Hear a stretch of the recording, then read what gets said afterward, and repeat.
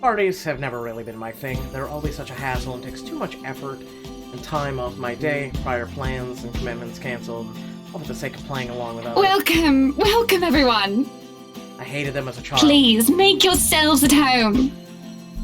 But Mom often insisted she'd slick my hair back, put me in excuse me, one of those stuffy diner jackets, and if there were any children around, urged me to make friends. Never mind how utterly loud and tedious it was. It was all for the sake of keeping up appearances. To some extent, lies have always surrounded me.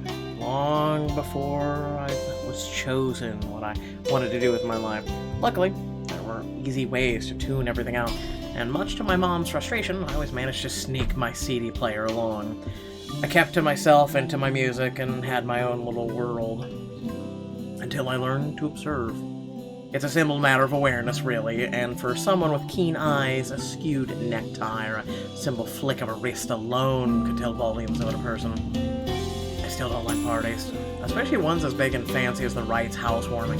However, when there's an actual reason to go to them, I figure they're not too bad. Be careful with Shirley, alright? Besides, like it or not, it's all part of the job. I'm here for a mission. One that has the name Luke Wright plastered all over it. You'd think that the man would remain inconspicuous after his name was linked to several high-profile crimes across Loxburn. Granted, most of it has gone cold over the years, having stagnated without any lead or evidence, but that doesn't make him any less a suspect. Yet here he is, throwing a party in his own backyard. Although having observed the man this past year, I'm not even shocked. He craves it. The damn spotlight constantly yearns for attention like a neglected puppy. It doesn't take a genius to figure out why he's nowhere to be found in his own party. That's not the problem here. What pisses me off is how far his reach extends, how close he has cracked into the lives of people I care about. Again, like a stubborn itch you can't be rid of. First Professor Clark, then there's Isabella. Also spotted Z-Man here a while ago, and now there's Rebecca. Apparently. Ashton? Becca? What are you doing here? I was invited. Really? I had no idea you were friends with the host. This explains a lot, and this makes this difficult all the same. As if getting a contact among the staff to sneak a name into the guest list isn't hard enough. The guy also ditched me last night, and might have placed another set back on my investigation. Was it for my generous tip? Then, here comes Rebecca. Another person to mind. Well, it's my parents, actually. But that's beside the point. What are you doing here? You hate parties. I still do. I'm just here on behalf of a friend. A necessary lie. I can't bring my own friends into this any further than what they've found themselves in.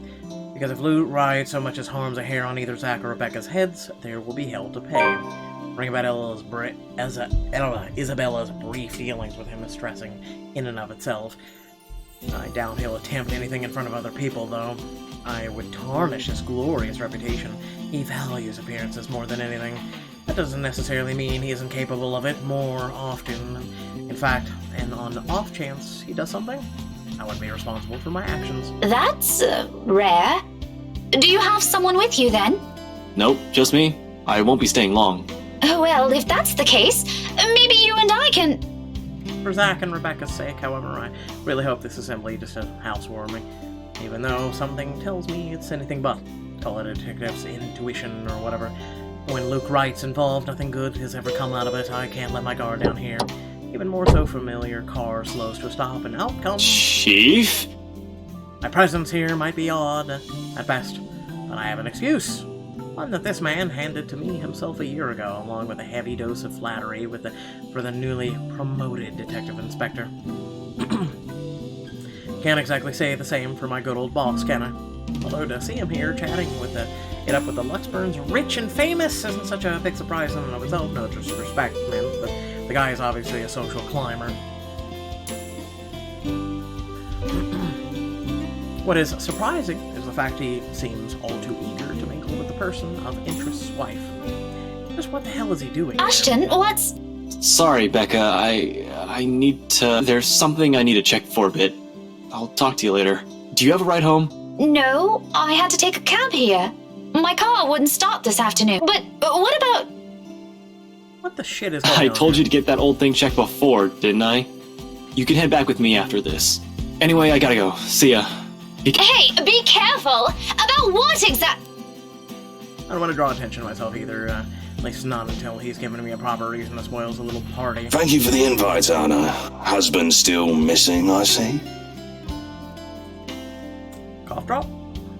I should be saying the same of your darling Rochelle, Lee. The doctors again? For now, the best I can do is wait to remain inconspicuous, especially with Chief here, whose motives are dubious at best. If it means having to pretend I don't know Zach or Rebecca, or focusing myself to rub up elbows with people I barely know, let alone likes, then so be it. I can't involve anyone. Wandering is out of the question as well when there are guards and civvies stationed here and there. Sure, getting past them is something I could do with ease, but I'd rather not right now. When I'm one of the few snooping and roaming about, it's best to try and do so once there's a crowd of people. And if their interior designer is drunk and claims or be it... Yes, well, what about Luke? Should we file a missing persons report now, or do you want to wait 24 hours? He's around. You know, I can tell if someone's bluffing. It'll come down how well I'll play my cards tonight. With a good hand, this party is going to give me the breakthrough I need to crack the Luke right, or something to prove my suspicions wrong. Maybe find out what kind of game my boss is also playing. I've also had an inkling before, a few hunches tempered down by how much of a bumbling fool the man appeared. But one does not simply deal with the rights and get invited to a party they host without wanting anything from either of the two. Or it's the other way around. So with a last wary glance at the two, I head into the ballroom. I just hope this will not complicate things further. Shit. By the time the party's in full swing, night is fallen, yet there still isn't Luke Wright in sight. The man can be quite ostentatious, but this, frankly, I'm impressed. I don't even know how many hors I've stuffed into my face with. One too many, probably. The servers are probably giving me stink eye every time I saunter over to the buffet table. Nah, I'm not a big fan of eggs. I'm your employer, not me, the one who has the guts to show up late. Besides, most of the guest idol's chat is concentrated in this area by standing under the same roof with the very people whispering about something just couldn't resist. Might as well keep an ear out for any useful info. Is Suarez still fixing that tech problem?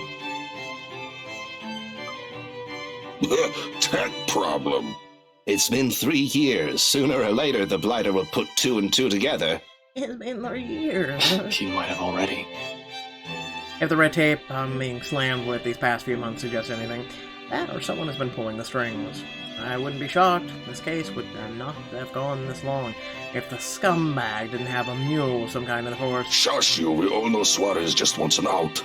I knew he was bad news the day the merger with Evans Incorporated happened. Feh.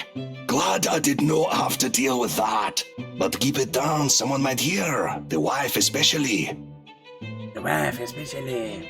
This kind of negligence has always been an advantage, but sometimes I wish I could be smashed drunk while doing this. Having sharp ears always means you get to hear the most unsavory things. Who cheated on who this week, one person's motive for bashing someone's skull against a wall, or a father's excuse for burning his own daughter alive. That sort of stuff. After a few years, it gets tiring, you get desensitized to it. But humans could also be downright awful. Sometimes there simply isn't enough brain bleach in the world. Sadly, the wine is a no-go tonight, mostly for show.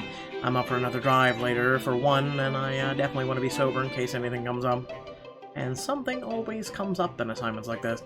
A detective inspector dying of cardiac arrest, for example. Because I can feel the moment my heart grinds to a halt the second I shift my eyes to a corner of the ballroom. Hannah Wright. Some will say I'm acting a touch bit paranoid, and maybe I am.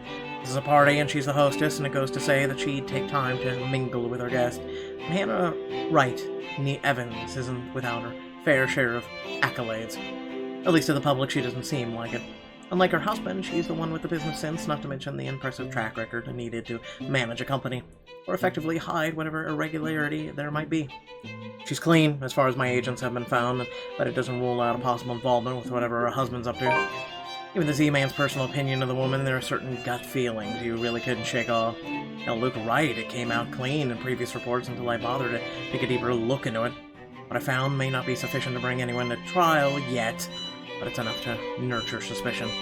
It's maybe a bit of an overreaction, but no one lasts long in my line of work by being careless. You would catch his eye a lot better if you wore nicer clothes, don't you think? Didn't realize the housewarming was going to be this fancy. I would have gone with a nice dress if I knew. Nothing to be worried about then. She's probably even more careful with appearances than her own husband, having grown up with the spotlight focused on her. Yet, even knowing that, the anxiety stays, has been there since the party started. I brushed it off earlier, who wouldn't feel edgy, right? Gone undercover in a party hosted by the very person I'm investigating. That in itself is risky, and there's plenty of room for error. Usually, though, the attention passes around the first half an hour or so. I've been trained to remain composed in situations like this. However, with each sound I spend here, it only grows heavier and seeks to overwhelm an odd feeling that someone is watching me instead. It's been like this since last week, but I should already be used to this. People would be looking at me no matter how small or big a blip I am on the radar, but that's when they do these in these things.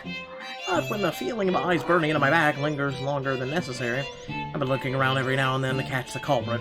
No luck. And despite my efforts to push the sensation as far down as I can, tiny pinpricks continue to sting the back of my head, and the ghost of cold touch creeps up on my limbs, until my gaze switches back to Rebecca, Hannah Wright. She stands there, dark-haired, dirty, sticking out like a sore thumb. Even so, no one seems to notice. Although she's looking away from me, her mere existence here strikes, disturbs. A sense of tunnel vision blinds while I stand stock still and gape at her, like my life depends on making sure she stays where she is. I feel trapped in her presence until another guest bumps into me, yanking me out of my stupor. Only then I realize that I've been holding my breath. Before I can figure out what happened, she's gone. A quick scan of the room yields no sign of her. The party continues as if nothing's amiss. I'm not really one to judge, but I'm sure that someone like that would not be allowed into fancy things like this. What has the security been doing? Are they really that incompetent for someone so distinct to easily get in without notice? There should have been at least an outcry by now, particularly from the host. She's been standing almost an arm's length away from the woman, and yet she simply continues to talk with Rebecca. Oh, the professor! And your little Becky! My parents couldn't make it since they're in Scotland right now. Is there something in the food, then? I'm starting to see things. It couldn't have been the wine, though. I've been every bit as sober as I first stepped out of my car. The Hortivores. But why would anyone want to do that? Why would Luke Reich want to do that? He's fishy, but I wouldn't see why he'd think it'd be a good idea to lace the food he's serving his party with someone like Chief Lee on his guest list to boot. Has he been linked to a narcotics trade? Yeah. However, that kind of tactic is below him. That much I could tell. Unless there's a mass murder waiting to happen here tonight, which I highly doubt. So, What the fuck was that? there's nothing, no time to look deeper into, even if I want to. Now, when a telling silence comes upon the room and draws everyone's attention to the main doors of the ballroom... About damn time. Good evening, ladies and gents. Enjoy. I hope I'm not too late in welcoming you all to the Wright Mansion. I've been tailing this guy for a while now. Before that, I heard stories from previous officers who tackled this case, none of which are pleasant. Mind, I'm not counting the incident with Professor Clark, yet pleasant is glossing over the gravity of it, which we don't know. We know he hates him, but I don't know why. While the Wright's good at covering whatever shady stuff he's doing, he's shown to be a really rotten guy. At least, that's the case when he thinks none of his peers are around to judge him. I've lost track of how many counts of verbal abuse and harassment cases this guy could be pinned with. Standing in the same room with him doesn't make me want to punch him any less. Actually, the urge is stronger, but protocols. My case, first and foremost. My own opinion on the man shouldn't be ahead of my own purpose, then. If I want to put him in his place, it should be in a court with all the proper charges filed against him. And I'll be able to do that once I gather enough evidence to pin this bastard down. Welcome, one and all, to our humble abode. Tonight, if you have yet to find yourself in your roles, you are our ladies and lords of the court of your king and queen.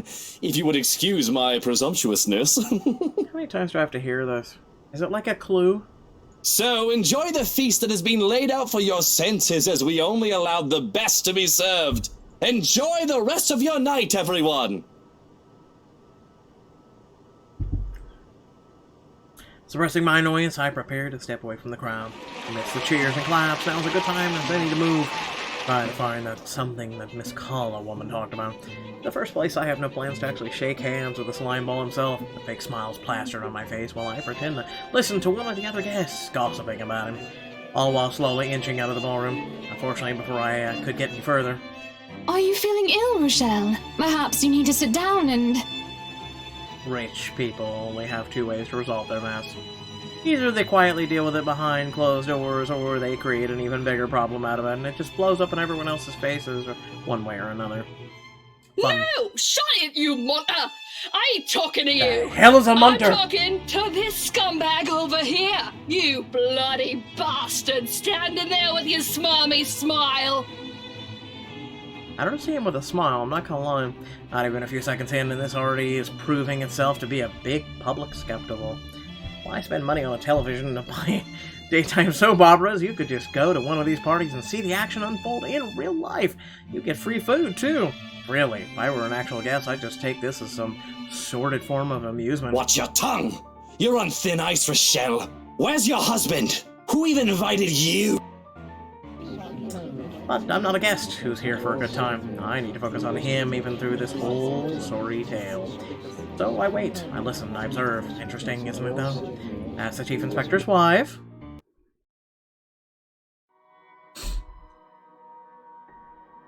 Really?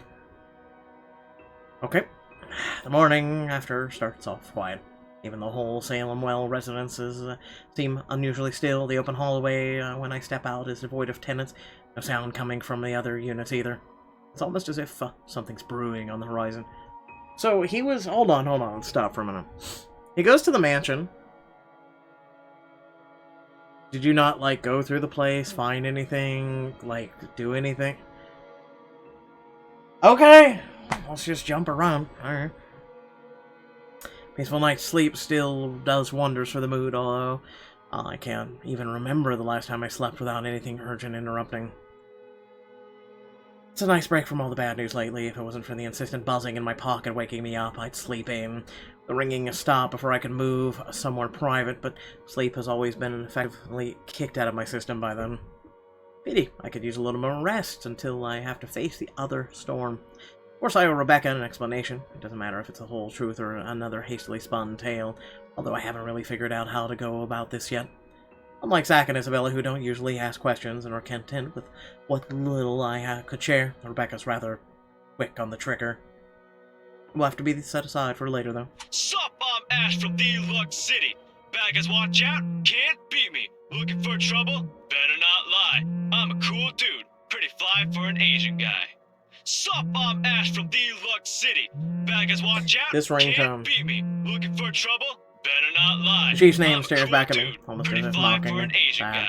It would have been nice Sup, I'm to Ash just from chill Deluxe after last City. night on maybe Baggers, half watch out, listen to can't the beat news. me. Sure, Looking it's for the same thing trouble? we've been Better hearing lately. not lie. Still be I'm a standing cool outside in dude, the chilly pretty fly Lethburn for morning an Asian on the phone guy. with my boss. Sup, I'm Sighing, Ash I from answer, Deluxe if only to City. get this over with. Right?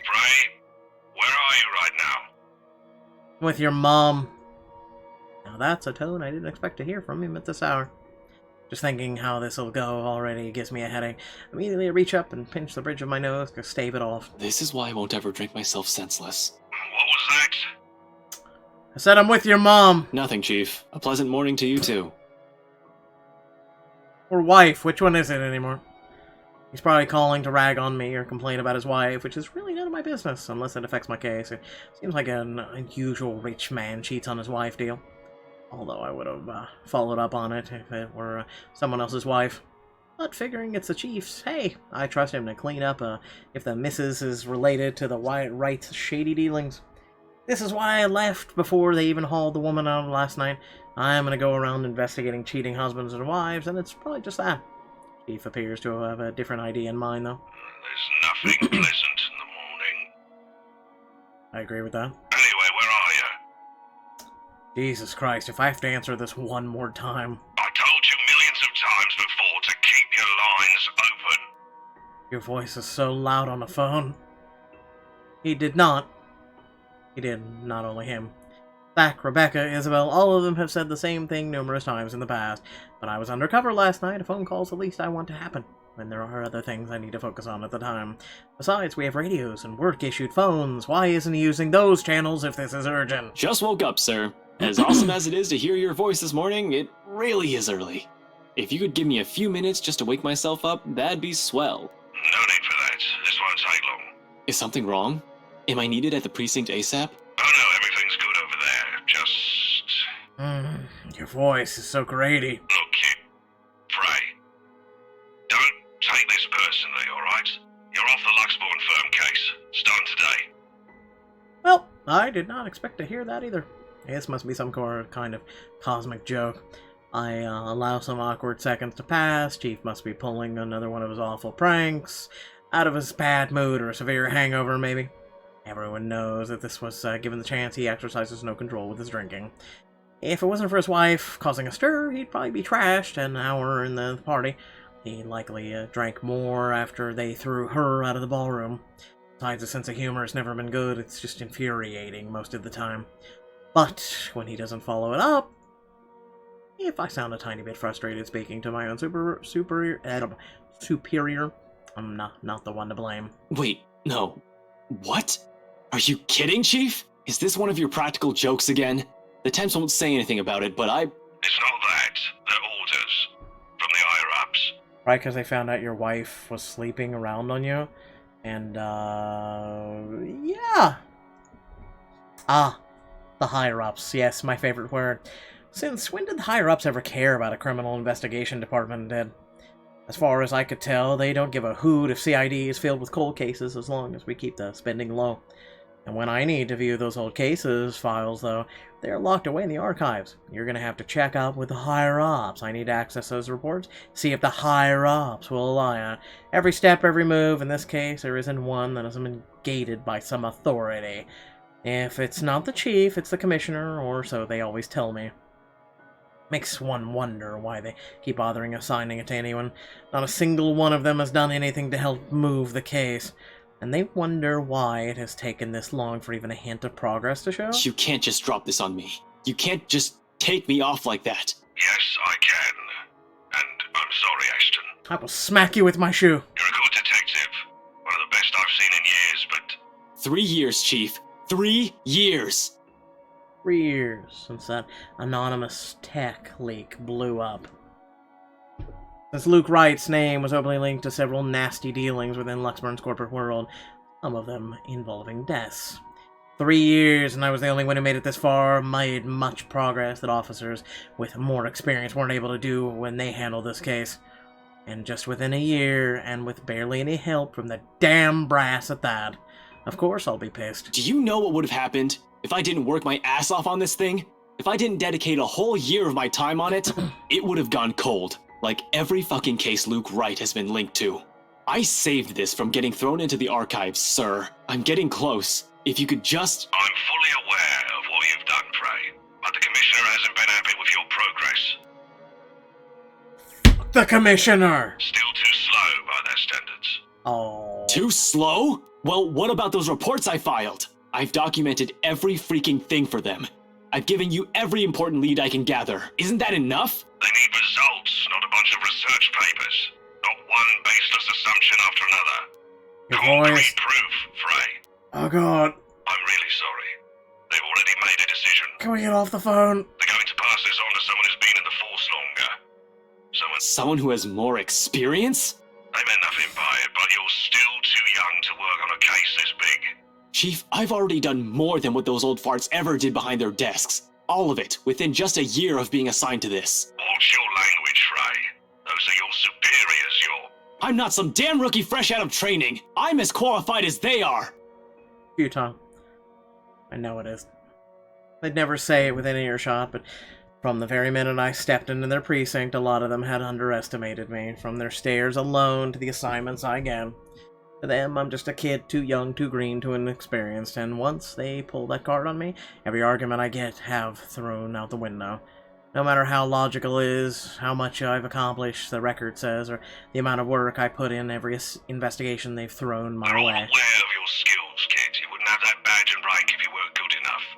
However, this case is just not for you. Too high profile, too risky to put a good officer like you in harm's way. in harm's way. Really? That's some bullshit. Can he even hear himself? The reasoning is odd in and of itself. No one joins the line of work without knowing the dangers. Don't I get a second chance? You said it yourself. I'm a good detective. It'll just be a matter of time before we can close this. It doesn't matter what I think, Frey. You're off the case, and that's final. Good, can I hang up the phone now? I expect all related files and documents on my desk by Monday morning. And don't even try to go touch anything. I know how hard-headed and determined you are. Chief, please. A few more weeks. I'll have the proper evidence left on your desk by then. I swear it won't take longer than that. Fred, it's too late, boy. I've already informed the other officers. You aren't to be allowed access until you've been given a new assignment. Hell, just keep out of the precinct, Frey. Take the weekend off. Seriously, Chief, is this about last night? If this is about me being at that party, I have a good reason for— You were at the party. Takes me a pause. His wary tone, the sudden careful note in his voice. Slowly a frown forms in my face, my eyebrows knitting together in confusion. Much as I hate to say this about my own boss, there's also suspicion in him. Hard not to think of it, seeing how he acted around Hannah Wright last night. Is he worried? Why should he be? Everyone anyone was invited, I didn't doubt for a second why he received an invite, even if his presence was questionable. There's something wrong, and I've unintentionally walked right into it. Yes! His wife just accused Luke Wright of cheating, and she's pregnant with his baby. I don't know what to tell you. All I have is a sneaking suspicion, but when one looks at this form from a different angle, puts everything together, why the hell have I been taken off the case? Might be for the same reason he was there in the first place. But Yes, Chief, I was. For a good reason. What were you doing there? I know we don't have a strict rule against attending functions, but that was— he coughs, and it almost sounds like he's choking on his own excuses, lies. I don't want to accuse him of anything, yet he's someone I've respected since I joined LPD, even with his bizarre sense of humor and tendency to procrastinate. He's obviously competent enough to get the job done. He wouldn't be Chief Inspector of Luxburn Police if he wasn't. Okay. He wouldn't last years in service without some track record backing him. Unless that, too, is a fluke. And what's backing him is not something, but someone. Oh, shit. Justine, she probably went to think about what she said in chat and... Hell. Shit. Chief Harvey, about last night with the— Why does it matter, Frey? This isn't about that. Why does it matter? Why does it matter? I'll recite the whole damn oath we've taken upon this, being sworn to the surface if I can, but at this point it seems a little too late to remind him of that. He has probably already moved from serving and protecting people to serving and protecting his own interest. Damn it. I suspected the upper brass of this, even the lower-ranked subordinates in the force, but now my own boss? Shit, no wonder that leak didn't lead anywhere. Someone closer might have been pulling the strings. I might have been set up to fail long before the fucking case had been assigned to me. But I don't want to give up. I don't want to believe I'm wasting an entire year for this. I don't want this to be the kind of news to tell Professor Clark after all those promises I've given the man. I just want to know, sir, at the party, with Luke and Hannah Wright, you were— Monday, Detective Inspector. First thing in the morning. Every copy of the files you have, I want to see it all on my table, understood? So he's giving you the weekend, dog. This isn't— Frey, am I understood? You have the weekend, is what he's telling you. What else can I do other than smile and nod? With my own superior expecting an answer, using that tone, brushing my questions off, as easy as discarding a dead body. Yes. Yes, sir. That's a line as soon as the words are out. You're off the case, Frey, just like that. You have the weekend, bitch! Start working! Funny why they still caught me off guard. I've discovered years ago how different the actual thing is, how far from reality everything I believed in as a dreamy-eyed kid. There are no high-speed pursuits every day, no thrilling gunfights or exciting cases every step of the way. Only paperwork, lots of red tape, dealing with politics and bureaucracy. I've set out to change things, hoping it'll make things better for the people I care about. Ended up changing me instead. Serves me right for being too idealistic, I guess. This is probably the universe telling me it's better to remain the skeptic I really am. Now here I am, standing useless. I can't even do anything but grit my teeth and kick the wall. The bastard didn't even acknowledge my response. What did the poor wall ever do to you? It figures Rebecca would be the one to find me in this embarrassing state. Honestly, I don't like it when she sees me like this, which seems to happen a lot regardless of what I want. Rebecca, now's not a good time. The concern I expect from her when I turn isn't there, however. Instead, she just looks, well, the storm I left brewing last night, yeah, it's right there on her face, ready to be unleashed. When is it ever a good time for you? You're always so busy with everything now. Now I find you here, sneaking out without even bothering with a proper goodbye. Not even a word. Really, I'm starting to think you're just keeping me around for my couch and my cooking. Becca, it's not what you're thinking. I wasn't planning on sneaking out. I was going to say goodbye. I just had to take this call. Although, I'm not gonna lie, couch is great. 10 out of 10. Would sleep again. Stop it with the jokes, Ashton. I'm not in the mood. Okay, that was actually good. That was good. Her bitterness is not lost on me, but at this point in our friendship and our lives, how does she expect me to answer them? What am I supposed to tell her now? Are you still mad about last night? She merely raises an eyebrow at me, which, to be honest, is all the response I need. Seeing her like this makes me believe the things, those things Z-Man says. The part where Rebecca scares him sometimes. I'm certainly seeing this more than once already.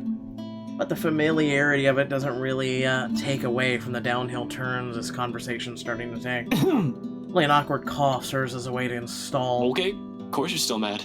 But whatever happened last night, I really am sorry. I'll apologize as many times as you want. If you want, I'd even kneel or something. God, are you dense? Ashton, an apology is nice and all, but that's not what I wanted to hear from you today. Alright, fine, okay. Where do you want to start? Oh, I don't know. I've honestly lost track of it by your third trip to the buffet table. I wasn't... The drive up there took a bit. Can you blame me if I wanted to grab some appetizers? Oh, come on, Ash! For the whole evening? For the whole party? Please don't tell me that's all you did, because I've never known you as someone who pigs out. You even took great lengths to avoid me. Should I also mention how you ignored Zach? Sometimes I get the feeling you don't want to be seen with us in public. Some friendship, huh? You know it's not like that. It's never going to be like that, Becca. I'll ask this again. Just what were you up to during the party? What were you doing that you couldn't even take 2 seconds to make time for your friends? I couldn't even look her in the eye. It wasn't when I wanted to avoid them. I did it to keep Zach safe, to keep Rebecca safe, just in case. Client or family friend, it was still a party hosted by a person of interest. By a man accused years ago of murdering a person's wife to get what he wanted. But then, the chief showed up. Hannah Wright happened, and Luke Wright just can't be bothered to die peacefully somewhere. All of a sudden, none of my original reasons mattered. If I was found out right then and there, hell, if Zach and Rebecca's connection with me was found out, who knows what might have happened. But Rebecca doesn't understand that. You haven't said that. She might understand if you actually explained it. Doesn't understand what I can and can't say to keep them from harm. It's all in her eyes. The tight line on her lips, her furrowed brows, the hurt. This day's just off to a wonderful start. First my case, now Becca. How do I even go about this?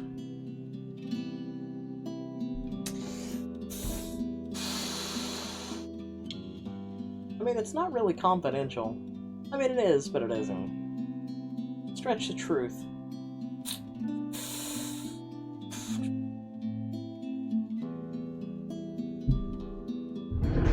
For times like these, we turn to a good old faithful friend of mine. The chocolate bar. Remember Walgreens sale 2 for $1. Okay, 2 for $1.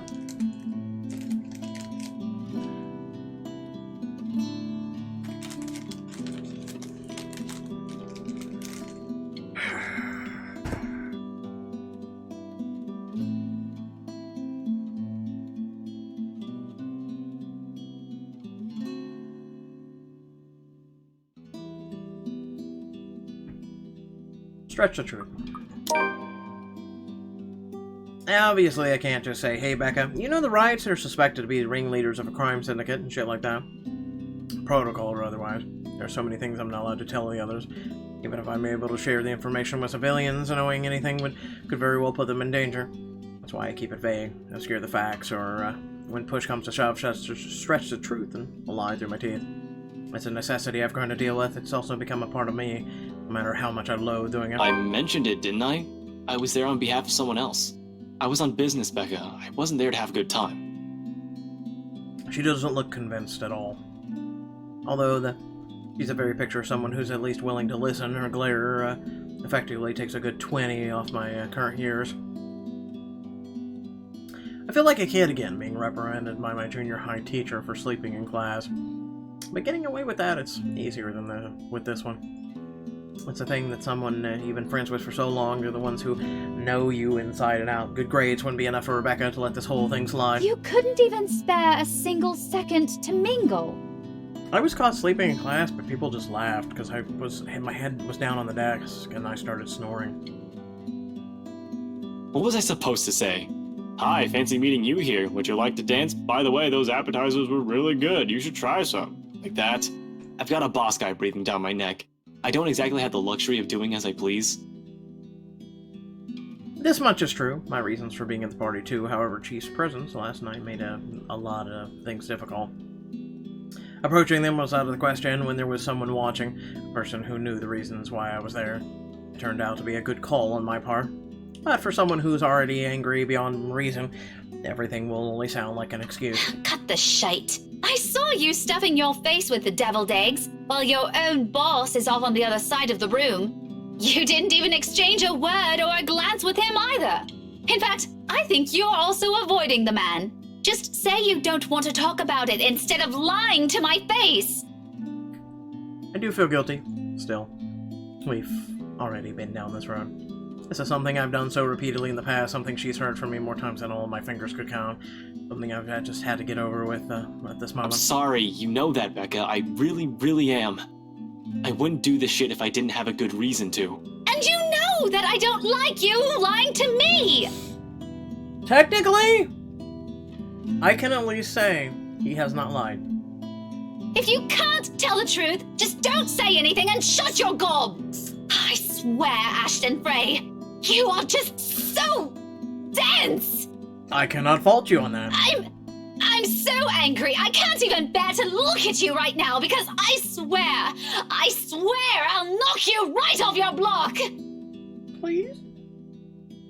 I mean, what good reason could you have to act like an antisocial asshole? Yep. She's gonna kill us by the end of this. The only time you did talk to me was to rail on me about Luke. What was that all about? Were you somehow expecting me to just accept everything as it is? You really shouldn't go near that man, Becca. Why? Because you don't trust him? I wonder if you actually trust anyone.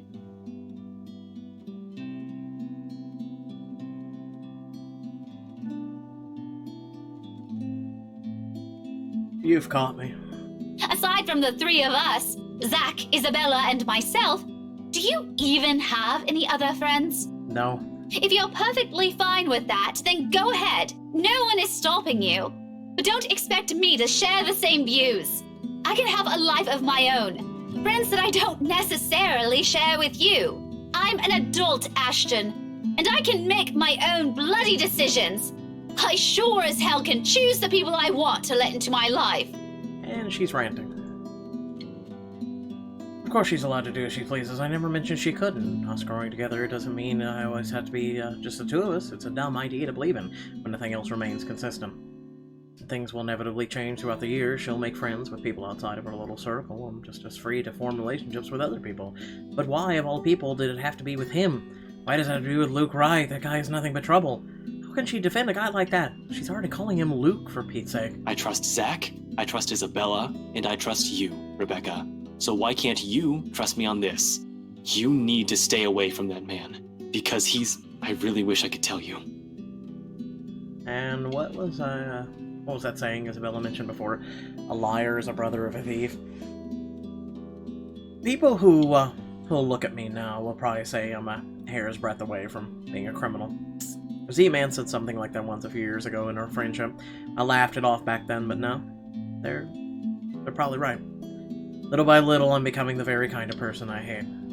How ironic. The silence afterwards brings an even heavier air between us. Something about Rebecca, thankfully, doesn't allow to linger more than necessary. I suppose you have to go now, huh? It's like the saying says, live long enough to become the villain, or die being the hero. The situation's already awkward as it is. Dragging this out will only make it more, what? Difficult? Messed up? As if it isn't already. Back to your case again? I don't really have to. I have no case as far as my job is concerned. I have the weekend off until I have to report to Chief on Monday. Although I don't want to just throw in the towel on this. Orders are orders. This isn't like the movies. I don't get to say fuck off, throw my gun badge at him, and become some vigilante and save the day and get my job back. I'd rather get my ass thrown in jail than do any of that. But it's also not in my nature to just sit still and do nothing. It would drive me crazy if I just idle about. Besides, there's someone who has to know about this whole thing. Luke Wright thing. Yeah, I need to go talk to Professor Clark. And there's something else I need to look into. What is up with everyone and this goddamn professor? Like, seriously. In the matter she mentioned last night. Specifically. Same stuff Zachary has also been trying to tell me. Yeah, dies a hero level, yeah. Things even the news have been blasting out in general populace lately. Evening, afternoon, morning, all the deaths with the same modus, blamed on a single serial killer. Or is it still the case? Found dead in the early hours of the morning today. The fire was contained within the room and no other tenants were harmed, according to Luxbourne police.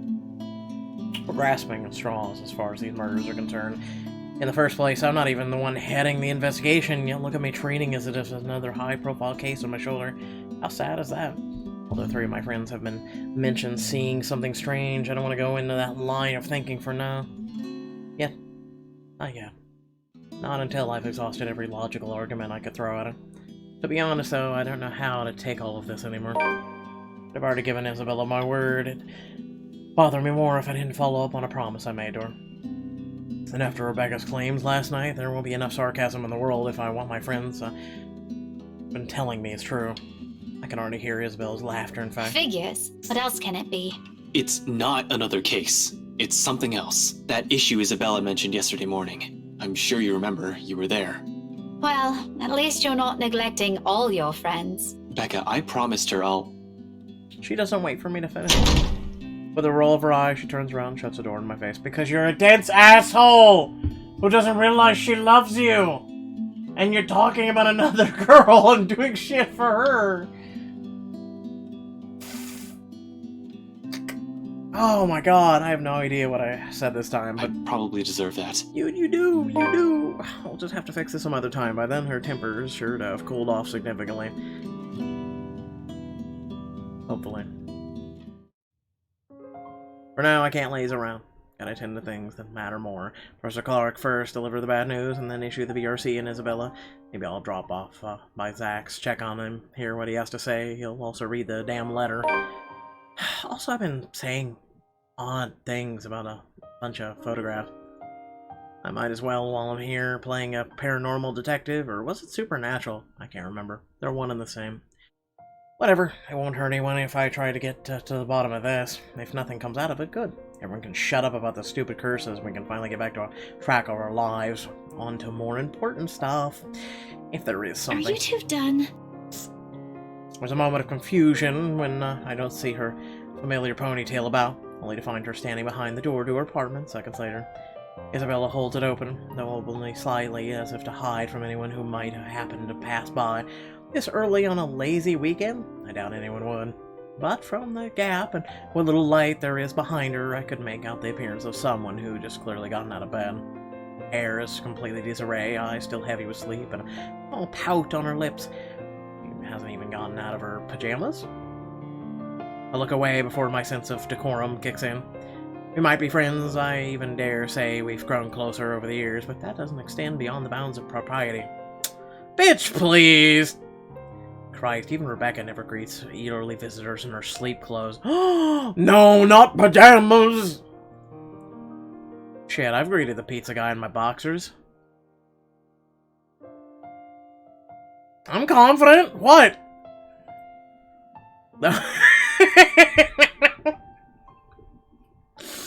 Maybe it's our fault why she's up this early.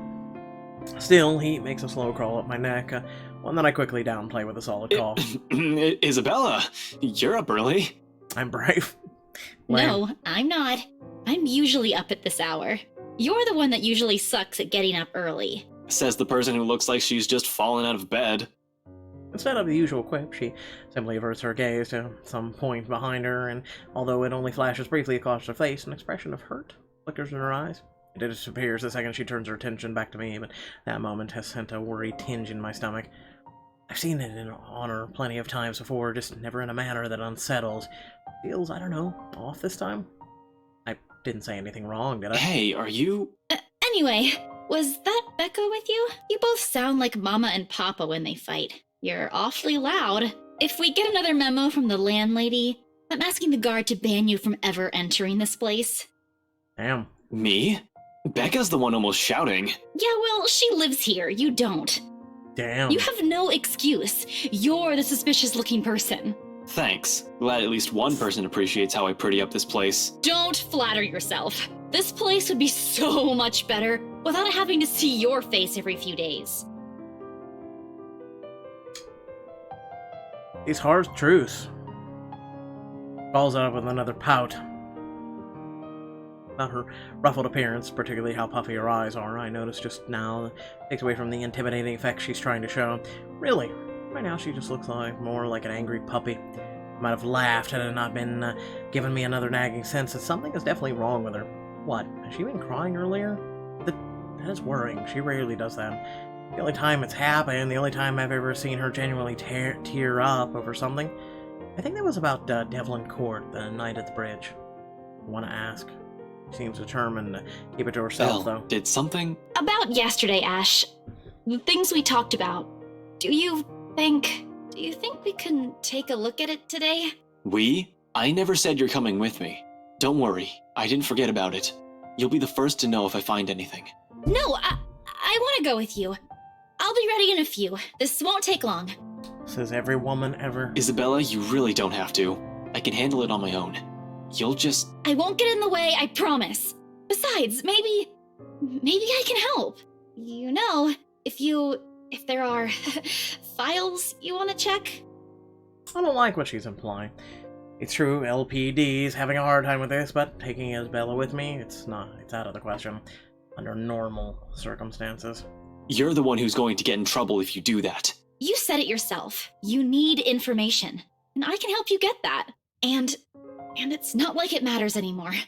I just don't want to stand around doing nothing today. There it is again. Slight shift in her eyes, the mild crease forming between her eyebrows, and mild slump in her shoulders while she crosses her arms tightly around herself. Like she's shielding herself from whatever painful thing there is out there. I have plenty of reasons why I shouldn't let her tag along. First and foremost, she's a civilian. Second, I have a concrete plan on action yet, and I'm going into this blind. No matter how I look at it, it's simply better for her to just wait so she doesn't get dragged into whatever might be another one of my failures. Her assumptions might be dead end for all we know. But seeing that expression on her, hearing her speak those words out loud in a desperate, almost pleading tone, I can't bring myself to say no. So I give in, because right there I see myself in her. A person who doesn't want to stay idle, who doesn't want to think of the problems haunting him. Alright, 5 minutes. What? You're timing me? Well, I can't wait forever. I'm a very busy guy. 4 minutes and 45 seconds, Isabella. Bruh, you got nothing. Shut up. I hate you so much. I'm taking back what I said last week. You haven't changed at all. 4 minutes and 30 seconds. 4 minutes and 30 seconds. 29, 28.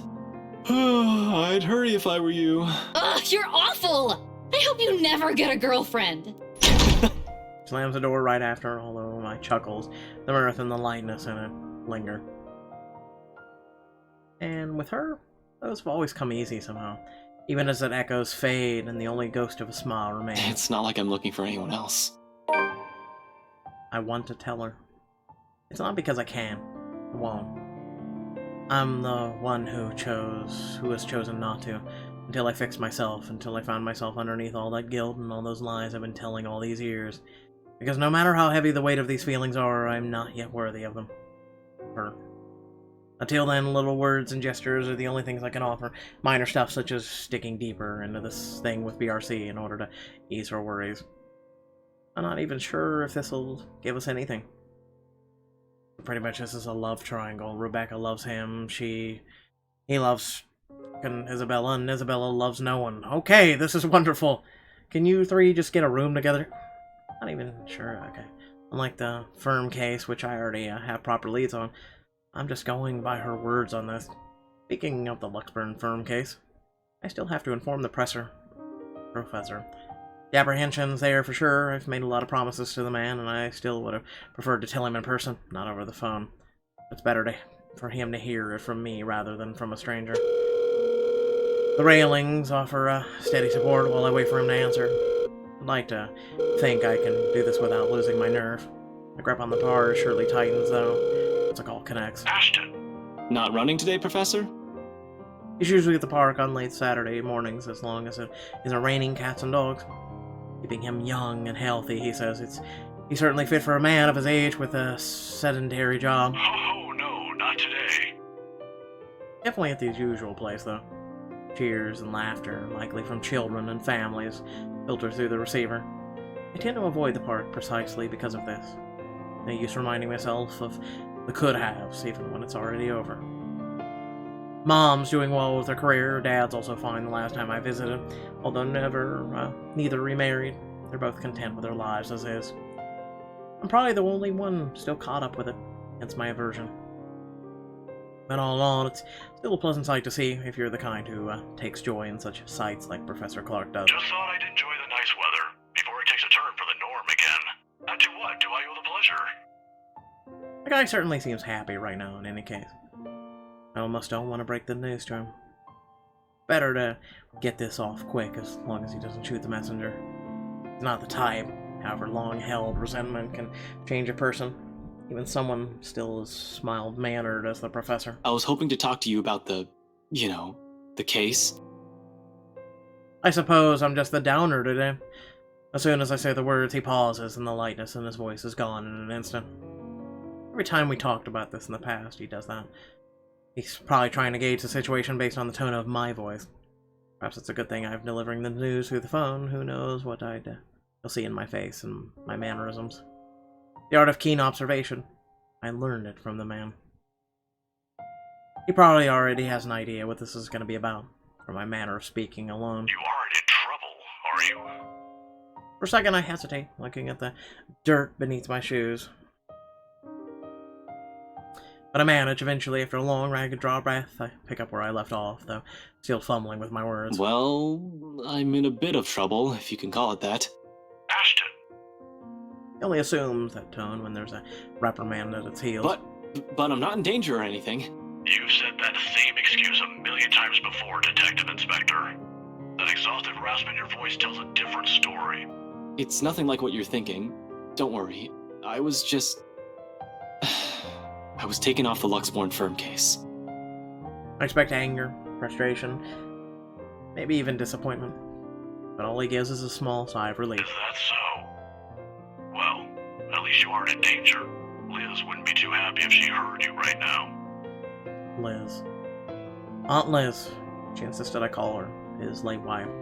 A sweet-tempered woman by so many standards. They were never blessed with kids and contented herself with simply managing their bakery. But she's the closest to a mom in a few years I'd known. The professor, too.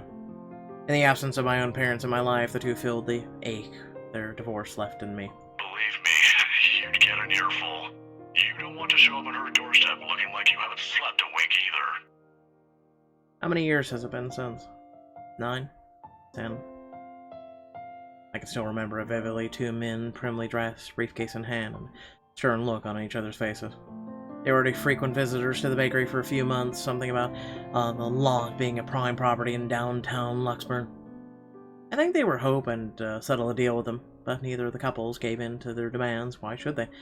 That quaint little shop was a dream for them. Aunt Liz sent me home early that night after a fruitless wait for the professor. The next morning, news of the bakery razed to the ground and spread across the whole city. One casualty. A few weeks later, the property was sold to Wright Enterprise. A fucking hotel now stands in its place. Of course. An investigation was launched after the incident. The name Luke Wright was briefly at the center of it, but with the lack of any evidence, the case ultimately went cold. The professor hides it well. However, I can tell that he hates that man to this day. He might even blame Luke Wright for every tragedy that's happened in the city. He has never blamed me, though, and I'm as equally responsible. I knew something's off the moment these men stepped inside the shop. I could have saved her that night, I could have prevented anything from happening to her, called for help, or whatever. I didn't. It continues to eat at me until today. Guilt. The Luxburn firm case would have been our chance at reopening that old case, if we could prove Luke right of his crimes. Instead, we're back at square one. Yet all he has for me are words of comfort. To think he could still be this concerned about me after my carelessness, after I've broken another promise a second time. People never cease to amaze me. You might think that you have failed as an officer. Or maybe you think that you have failed me. And you know more than anyone. I would love to see that man taken down. If anyone deserves to be tried in high court, it's him. But I'm glad nothing's happened to you while you were working on this. That's what's most important. I'd hate to get news like that again. Suddenly he stops. I imagine a thoughtful look flashing in his eyes as he thumbs the wedding band on his ring finger before he continues. Another habit. He has never removed it since that day, has never thought once to remarry, even when he managed to continue his life and return to some semblance of normalcy. It's his way of honoring her, I suppose, when he couldn't bring to justice the man responsible for his loss. Some people are just hard to forget. It's not like another death, yours or even his, will bring back my wife. Silence falls between us afterwards. I don't quite know what to say after that, really. Should I apologize? Show some sympathy? Going into this, I should have thought of something other than breaking the news to him. As it is, it seems the only thing we can do is feel sorry for each other's misfortunes. I apologize, too, for putting you up to this. In any other occasion, under different circumstances, I might have accepted this, You but didn't have to, but you've already done more than any officer who has investigated this. So don't worry about this, old man. I know your department's people all have their hands full recently, too. What with the upsetting news we've been getting as of late. Deaths almost every day. I'm not entirely sure if that has anything to do with the other. It seems too big even for someone like him. But if this is that man's doing... Professor, please. maybe if things around me hadn't started going beyond my control, the letter, the mansion, the supposed curse behind those, I would be quick to blame it all on the bastard, too. But as much as I want to keep holding him responsible for it, add another to his list of sins, it might be that not be the case. Agreeing will only cut a deeper wound on the professor. I want him to keep clinging to the resentment for much longer. He has already gone through so much, so many years of it. Kind of anger, it's the sort that blinds people despite his reassurances. The bitterness still seeps into every syllable he utters.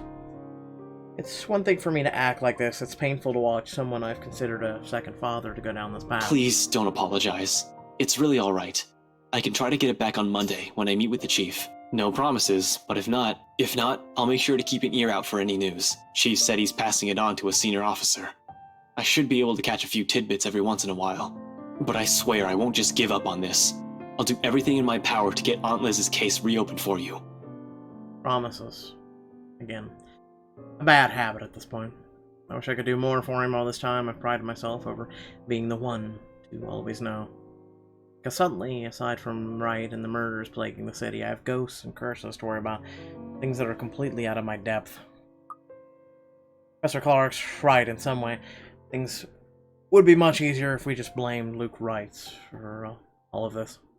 At least finding evidence would be a breeze, and I'd be all too happy to put him in his place where he belongs. Although if he was, in any way, also complicit in what's happening, legitimate legalities have my hands tied. But maybe that's my fault. I might have missed the ticket to closing the case once and for all last night, if only I had done a better job during the party. But then the commotion. There was Hannah Wright and Rebecca distracting me from my purpose too. I'd include that gate crasher as well, even though it's only for a moment. So many things have gone wrong last night that... This isn't a prank! I saw something! See? This is why I didn't want to tell you guys! It's not a joke! Will you guys listen to me first? I saw something in the house earlier. It stood right in front of me. If I hadn't gotten away, that thing might have... last night at the party. But it's real! What do you think I saw? It happened after, when I was trying to get away.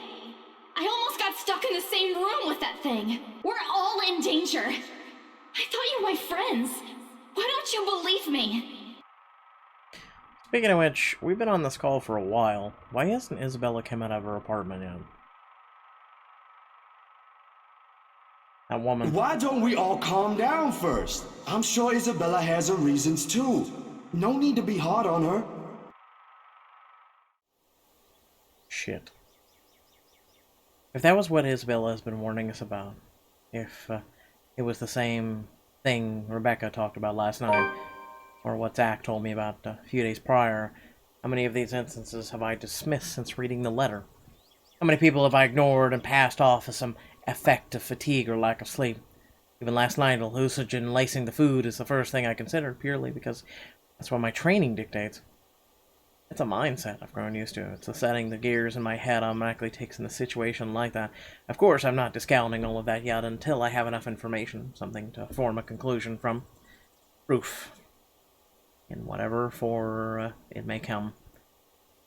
But thinking straight is impossible when all of a sudden all your beliefs are being upturned, in the most violent way possible at that. Jesus. I need a sounding board. I need someone to talk to it. And Zach's the best person for that. God, are you an idiot? I have to go, Professor. Oh, no problem. But what are you...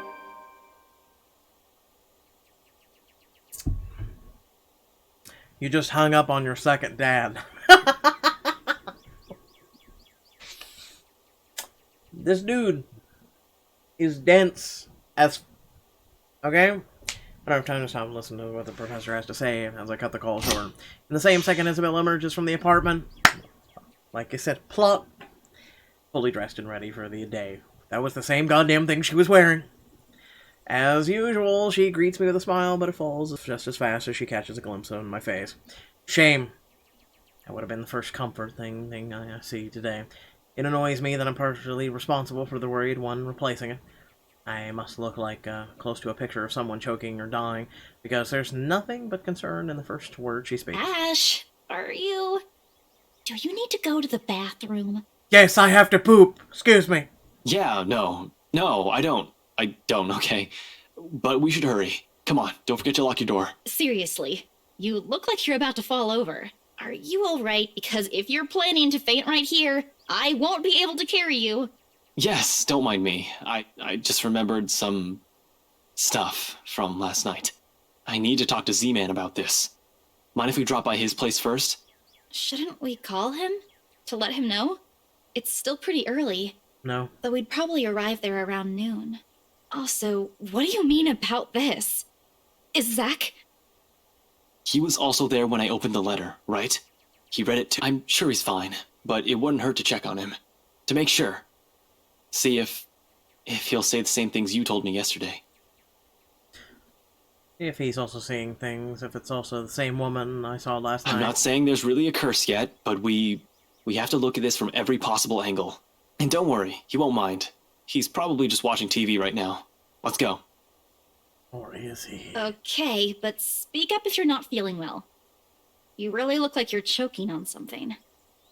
You didn't have to do this for me in the first place. You know it's not as simple as that. Head down to the car in record time, not a single second wasted to hit the road and drive to Zach's place. If any of one of us, other than Isabella, knows anything about what's going on, who can help sort the muddled mess my mind is, it's gotta be him. He listened to her. Why do we always keep leaving one person out? In this instance, Rebecca. Again. Zach's the kind of person who prefers to laze around his apartment on a weekend, especially after having a busy week like the last one. The big guy's nowhere in sight, though, when I arrive in his unit. Figures. People don't seem to be where they should be when I need them. Looking around, I find a sign where he might have gone to. He usually leaves a note on his fringe if he's out for the day, just in case someone drops by. As there isn't one, he probably just went for a quick walk. I hope. Maybe he ran out of eggs or something and went to buy some. He is out of eggs, after all. It puts running my mind to rest for a while. He always has to have some, be it for an omelet or something he's baking. Ash! Should you be rummaging around? It's Ash. Get used to it. It's bad enough we went in here without asking for his permission. Chill, I'm just looking. Actually, I could also go for a fucking pie right now. Zach's fridge is next to empty. Pay for a few leftovers. I'll do a sigh and close it behind me. If you see me take anything, feel free to call the police. Isabella's quick to shoot me a sharp glare, and another chuckle slips from me, despite the unease in my stomach. But the cheer only lasts a few seconds, mostly because she hasn't been in the mood for any sort of friendly banter. It's a silence that's telling, and a quiet Isabella? Well, that's usually the first recipe for an incoming shitstorm. Do you always do this whenever you visit another person's house? Because I have a lot of questions about your methods. Just with Zach. I'm still worried for a friend, of course, and despite what's bothering Isabella, she's anxious too. She's been standing by the doorway for a good few minutes now, since we entered Zach's place. In fact, doesn't seem to know what to do with herself. But much as I want to put her at ease, her nervous tics are starting to get to me. The manner in which she makes herself smaller, the way she fidgets with her hands, clasping with one moment, unfurling in the next, it's distracting enough that I want to ask what's wrong.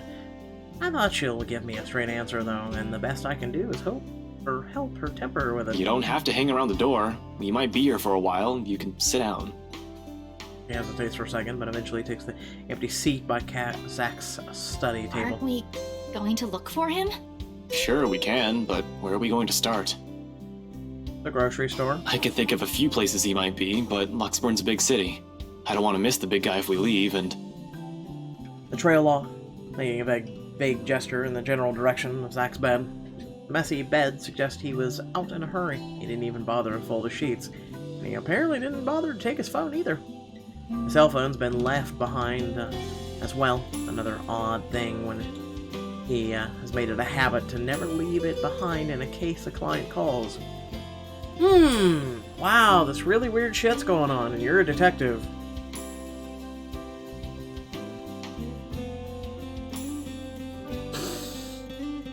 God, you are dense! At least the locked door points to the fact that it wasn't a forced exit. That seems to reassure her, but not so much. Understandable, anything might have happened. In hindsight, I should have left Rebecca alone either. We'll have to check on her later. Oh, you're a dumbass! Yeah, let's drive back all the way across town.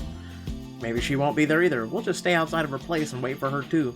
In the meantime, Zach, but with no other clue where he is and no other way to contact him, we have no choice but to wait. Shouldn't you call Rebecca? Maybe tell her to come over? Or lock the door? Or... No? Okay. Sure, I could give the room another thorough run through, but I don't think Zach would appreciate me upending his place. Isabella won't let me do that either. Besides, I haven't eaten anything yet. Isabella probably hasn't too. We did leave in a hurry. Might as well take this chance to cool down a bit, right? Anything to distract myself so that I don't just charge head first because of whatever paranoid scheme that comes to mind. Isabella's with me. Can't be reckless. Returning to the kitchen, the first thing I see is a bag of chips when I ruffle through his cupboards. Yang's potato chips, original flavor. I now want potato chips. After muttering a permission and apology to its owner I won't hear, I grab it. Isabella doesn't miss shooting me another glare, but she doesn't really make an effort to stop me this time. She ignores my offer of food, though. So instead, I sat myself on Zach's old couch, turned on the television. Isabella's silence may not be too heavy, but it sure as hell is awkward. The screen lights up right as an awful afternoon drama starts airing on the Channel 9. Something like sitting in front of a TV with a mindless drone running in the background to waste away the time. And waste it away we do. The afternoon has hit its last few hours when movement comes from the other side of the door, and Zach's heavy treads break the monotonous drivel from the TV. The lock clicks, the knob turns, and slowly it swings open to reveal a very exhausted-looking Zach. What? Did you run a marathon? Sup, Z-Man? Hey, Zach. Sorry we just barged in here. Ash was... Relax. Z-Man gave me a copy of the key himself. Light as my tone might be, his arrival eases the restlessness edge in me. We haven't contacted, you know...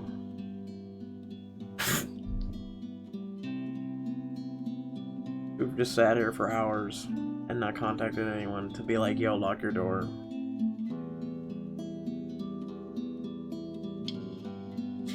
Who knows what I would have done if something bad had happened to one of my friends.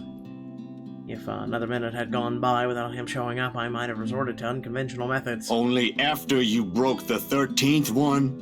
I can't keep replacing them every time you think it'd be a good idea to break into my apartment. And stop calling me Z-Man! I didn't break anything this time. Ash, just because I gave you a key doesn't mean you can just stroll in here whenever you want to. And hey, is that my... It's scary how the friendly banter and easy smile will come naturally. I do it whenever, even without thinking. And that speaks volumes about how comfortable I am around him. That's nice, isn't it? Yeah, until he beats the shit out of you. Makes me afraid of it, however, is the idea of a time might come where I might just do these without meaning and defend him in some way. The friendship we have might be closer than most I've shared with others, but there are boundaries you can't cross with others without others' permission. Zach's been respectful of that so far, neither asking about my parents or what happened to them. Me? I bet he'd say, not so much. That's also easier banter that makes me wish we could just stay like this. No worries, no problems, just potato chips and the debate on whether or not I deserve them. But as usual, something always cuts moments like this short. Of course he eats all of it. You know, I was saving that for the weekend. Did you at least share some with Bella? Don't worry about it. I'm good, Zach. Really? It's free food, you know? What was that you usually say? You don't say no to free food? And she said no to free food. What happened? No, I'm just not hungry. Although her tone forces him to do a double take, Zach doesn't push it. The question is all too clear in his eyes when he glances my way, though. I really wish I could answer him despite my best efforts. Isabella's been unforthcoming as well. What am I supposed to do? I can't force her to speak, can I? She's not a criminal to be interrogated. She's a friend for Pete's sake. Exactly. It's a good thing Zach has a better handle of the situation than I. Ah, look at that. I can, you know... It's a better situation than I. And soon enough, he changed the subject. Where it leads to isn't necessarily the better topic, however. Aye. But if you want something, just say so. I've got a fully restocked pantry right here at your disposal. Still not a 5-star level thing, but for an empty stomach, it'd do. Just say the word. Thanks, Zach. Maybe next time. Food is not really what we came here for. She came here for your blood. Ash, he's the one who... She stumbles into one of her uncertain silences again, before glancing my way. There's a plea in there for me to take the lead in this. Where do we start? Mansion, strange things we've been seeing, the letter. Even I am afraid of what he might say. I can't even believe I'm considering taking a deeper look into this whole thing in the first place, but, here I am. No, you're right. There really are some odd things going on here lately. How is everything with you lately, Zach? Hold on, Ash. Both of you. Did I just hear you say that? Is this why Isabella's here? Has something happened? Calm down, we're just here to check on things. So, did you meet Andrew about the photos? What photographs? Unlike when he brought up the subject of his photos with me, he doesn't hesitate when Isabella asks for it. Zach hastily fishes them out of a nearby drawer and hands it to her. I can almost see it in him the second hindsight kicks in, and the realization that she would have been a better listener than I. Makes sense when all I've been doing until this morning is call it a Halloween prank. She goes through each part of it, print in silence, her shoulders growing stiffer by the second until she's gone rigid and pale.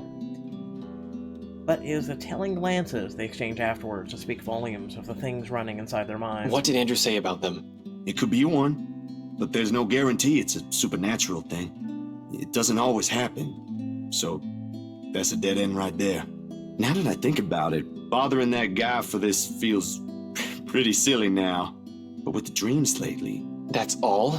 Did he say anything about the damn letter at all? Did you ask him even? As expected, Zach starts to look at me like I've grown a second head.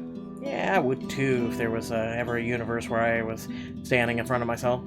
Because even as a child, I never believed in ghost stories. The Lucky Charms, the mythical objects from my mother had been often stored away as were given as paltry gifts to those who would appreciate them more. Yeah, that's really everything.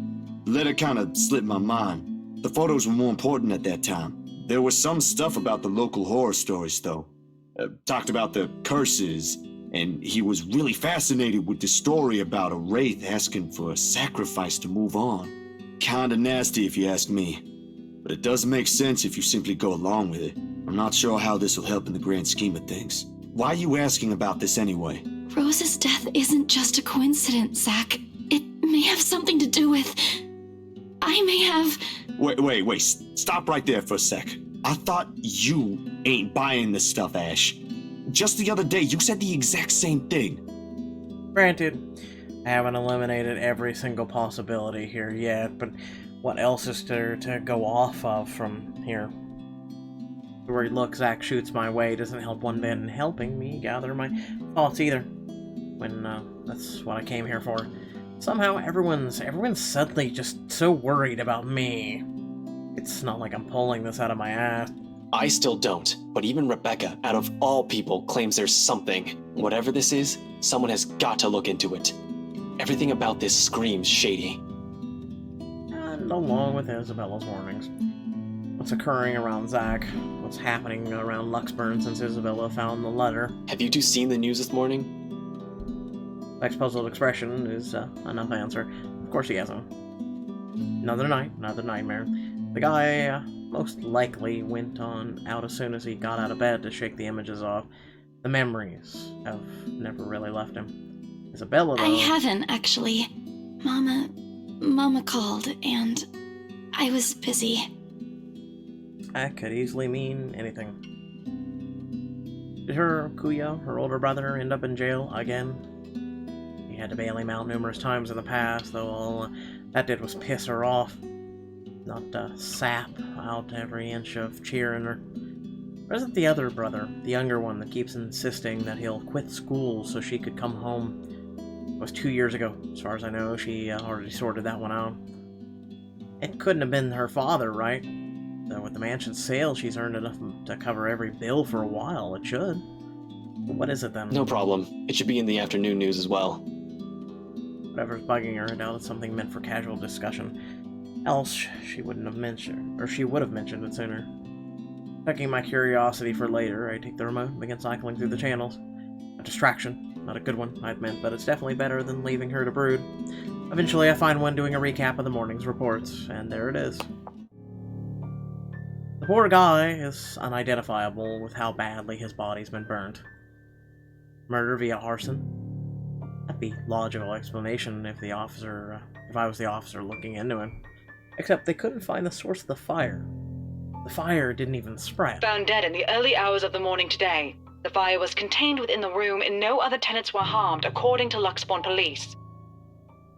They're going to consider spontaneous human combustion soon enough if they don't find anything else. But what's important for everyone to note is the state of the room. A similar writing was found in another victim's room from last week's incident. Both were employees of Briar Realty Corporation. LBN has reached out to the... Like what happened to Cooper. Hell, I wonder how many other deaths like this have been missed while I've been looking in the right. LPD's already thinking it's a serial killer at this point. How long until they consult with the London Metropolitan? I'm not sure. The Anselm Butcher has always been an enigma even to the people within the city. On for a few years, and then in the next, one body after another's found. Merely handling the case was merely driven the chief inspector insane years ago. He never did find out who committed those murders. Maybe now, this time. This is because of that thing, isn't it? Her words all come out like a whisper, but each syllable lingers in the air, heavy with her guilt. In the thick tension of the room, they strike harsher than any of the things we've said. However, she also has to know that she isn't the only one on this. No one has asked her to take this upon herself. Rebecca won't. Zach won't. I sure as hell It won't. ain't too late. We could still fix this. There's 3 of us here. 4 if you count Rebecca. No, she's staying away from this. I don't want to involve her in this any more than I already have. Both of you as well. I already said it. That's completely out of the question. Stop asking. Encouragement aside, this is a whole fucking mess, and we're in it blind. The only way to make it worse is if we start running around like a bunch of headless chickens. But I have a concrete plan now, I think. Maybe Isabella's right. Maybe we should dig deeper into BRC itself. Maybe we're looking in the wrong way. However, my suspicions are mine for the moment. The details are something Zach doesn't even need to know until I have something to show. It's enough that he's aware that I have an idea in my mind. But for his part, Z-Man doesn't push it, and nothing but a heavy silence leads our departure hours later. Seriously, Zach would probably make a more responsible officer than me, if he only had the heart to join the force. We could certainly use more kind people like him. But as good as the thought is, I push all of it into the back of my mind as Isabella and I head for the car. Tonight, I can't stay distracted. Except for a few half-hearted attempts to get some kind of reaction from Isabella, the drive to BRC is quiet, awkward affair. More so the hour-long wait for nightfall. Even with only the 2 of us, the place is rife with tense energy, only a matter of minutes now. But the ticking seconds don't take away the edge. For the 5th time, I reach out and fiddle with the radio, adjusting and turning the knobs with no real purpose. It's a nervous quirk I've developed, and I've never bothered to correct during stakeouts, something to keep my mind occupied during long nights. What else is there for me to do? The person I usually count on for casual out-of-the-blue chat refuses my attempts at starting one. Ash, out with it! What? I refuse to unzip my pants! Wait.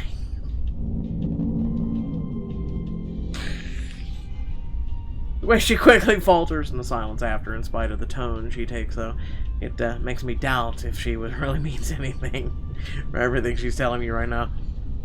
She hasn't even glanced my way since we arrived. Having second thoughts? You can still back out if you want. We're just going to my office. Why should I? Whoa, is this a casting couch? Dunno? You can get in trouble, maybe. This isn't exactly legal. Scope BRC out. See if the real estate company has any more information that may be helpful, and find things about Cooper and the other agents assigned to Ermengarde Mansion. According to Isabella, it's the last property the victims have worked on. Sure, I could also check the station for full reports. That's the easy, semi-legal way.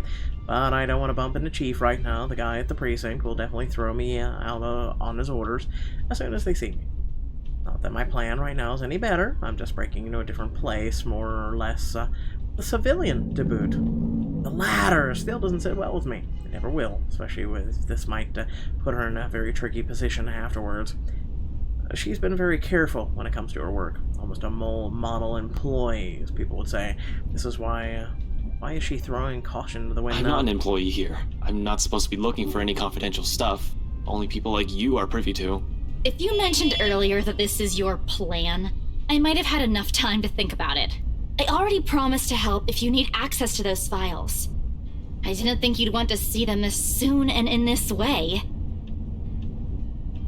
Besides, the same goes for you, right? You were taken off your case.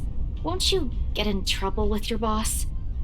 Honestly, it's a toss-up between breaking in her office and in the Wright's mansion.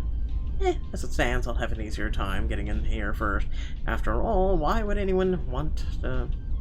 someone want to break into a reality company? Realty.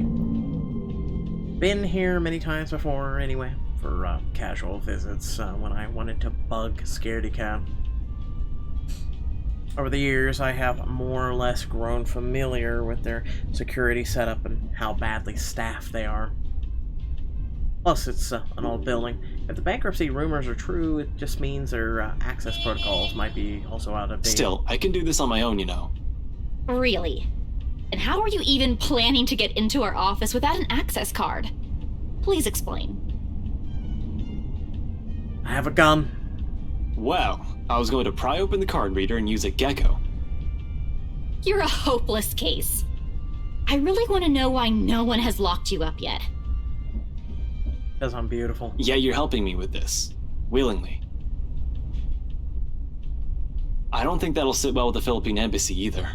Chances are you'll probably get deported the minute they find out. Low blow. I know, but it's worth a shot when she can still turn back. It's not like I don't have any means to get into the place. With or without her, I have a way. At least I have a reason to be snooping about. My badge and rank can speak for me in case things go south. You? For a passing second, it seems to work. A hint of panic and hesitation flashes across her features when she looks to me with searching eyes. Then unexpectedly it dissolves, not behind the fear I'm anticipating, but underneath something sharp and searing. I'm not sure what she sees exactly, or what she's hoping to find in the short while she's holding my gaze. All of it merely goes unspoken, and no longer than a minute later, she simply averts her attention back to the window, training it once again at some point outside. Isabella, please, now's not the time. It's too late for that, Ash. Give it a rest. An appeal, spoken in a voice too harsh coming from her. Perhaps unintentional, perhaps one that's already too exhausted of everything going on lately. Hard not to concede when she takes on that tone, and soon, despite myself, I sigh. Ducking away every concern I've been lugging around in favor of trusting her on this, according to her, the same confidence she has implicitly given me all this time. Alright, okay, if that's what you want. And don't worry, I didn't mean what I said earlier. Not which, keeping my pants on? I'm keeping my pants on. I won't let anything happen to you. Oh, okay. The lips briefly turn up at a smile, though none of her cheers reach her eyes. Get this over with, okay? Everyone should be out of the office by now. Somehow, the uncertainty in her posture makes me wonder if she intended it as some sort of comforting gesture. Whether it's for me or her, she doesn't let me find out. Without saying another word, she exits the car while I'm left scrambling and chasing after her. She's already at the side entrance, a hand raised to the card reader beside it, and another poised to push open the door when I catch up to her.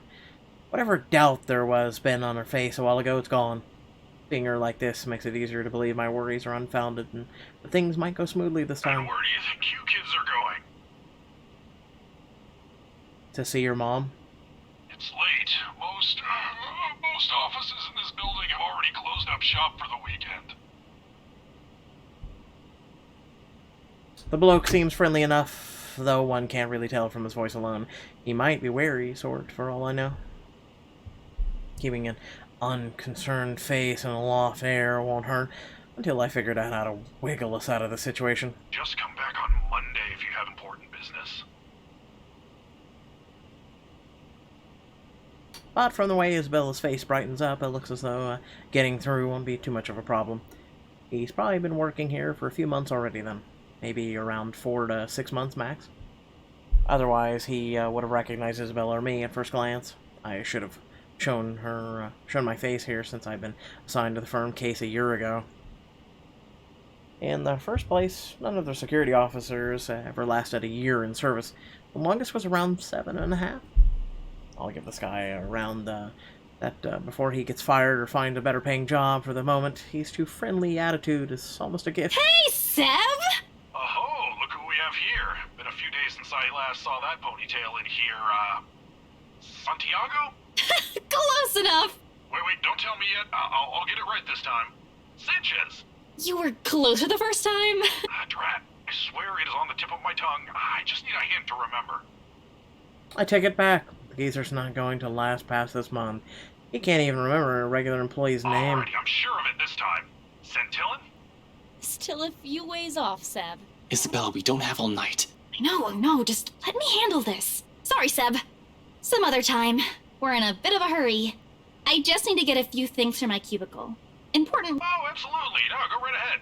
As long as you have your access card with you, we're good. You are the worst fucking security guard known to man. Not sure if I'm allowed to let your boyfriend in, though. Who, me? My what? Your boyfriend. The guy with you, isn't he? It's a fair observation, if I say so myself. Needless to say, the silence of sins is both uncomfortable and terribly awkward. Although the latter is probably mostly coming from me, because in the next second, Isabella laughs. Lighter than the ones I've heard from her lately, a comforting sound, really, after seeing her in such a is that even a word? Mood since this morning? I'm gonna go sour. Even as all of it subsides into a mere chuckles sooner than I like. It's comforting to see that I'm at least partially responsible for it, despite my poor heart being beaten to a sorry pulp. Oh. Oh, no! No. He's definitely not my boyfriend. She might as well set it on fire and reduce it to dust while she's at it.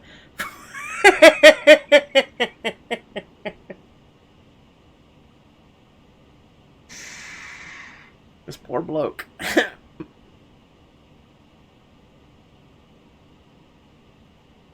Frankly, the number of no's in that sentence alone is a bit too much. Christ, one... That's impossible! Hold on. Stop Wait. being funny, Seb. Christ, one could have been enough to get the message across. Did she really have to put it in that many? Hold on. Does this replay? Hold on. That's impossible! Oh my god! Stop being funny, Seb. It does! I'll go on ahead, okay? Quickly shuffles inside with nothing more than a small wave, leaving behind an even more awkward atmosphere for me to wade through. It would have been bearable if I didn't have to suffer through the stranger's amusement. Alas, woe is me. Not the boyfriend, but close to it, huh? Mind your own business. Kids these days. Good to see her up and about, though. Thought for sure she'd up and disappear like the others. Excuse me? You know, stuff in the news. You mean what happened with Rose Cooper? I'm gonna be stuck here with him for a while. I might as well try to gather as much intel as I can. He may be just a guard, but someone with real no authority. But most of the time, people like him are the ones who know more than they let on. Yeah, but even before that, we've got a couple of good blokes we never saw again. Really? Those guys could have just resigned for all you know. Dunno, I only catch tidbits of stuff from over here. Oh, seriously, I heard the branch is getting flushed soon, but that's no excuse for anarchy. Figures why Boss Man's been in an awful temper these past months. They managed to strike a good deal with the mansion in Ansem, right? That didn't do the trick? Didn't seem like it. The bloke shouting like no tomorrow again. Wasn't very pleased when Gurley called and asked for another leave yesterday afternoon. Gurley? Isabella? Not too surprising, considering she's already been gone for 3 days now. She's asking for another. Not that it's a bad thing, but it's within her rights as an employee, but Isabella rarely uses her work leave. Yeah, poor lassie if you ask me. She found him a buyer for that mansion after all. The least he could do is be considerate to her after a family member's passing. Wait, what? The rumors, BRC, Rose Cooper, missing in action, employees, all of it ceases to matter in that instant. Almost an instinct, my eyes are in on the intercom speaker as if staring daggers at it will show me the man behind the voice, so I can see the truth in his face myself. Oh, you don't know? No, what? Nothing. I shouldn't be the one you're asking, and, you know, things might get a bit boring here. No one really wants to hear what a poor old guard wants to say. Why don't you just go after her? As long as you're not looking to create trouble for me, it won't be a problem. You aren't here for that, right? He's lucky I'm not here to hurt anyone. If I were someone with ill intentions, he might be smiling at the end of the day. Well, no, but... I'll go and unlock that side entrance for you then. Just don't forget to turn off the lights before you both leave, okay? Hey, wait a second. What do you mean by... He cuts off the connection before I can finish. The rest of my question dies in my throat as soon as the latch clicks and the side door swings open. The Seb, a stout man wearing a uniform still too loose for him, waves me over from the gap and before he disappears behind his station again. It's my luck. Here I thought I was going to have to count on whatever Isabella brings with her.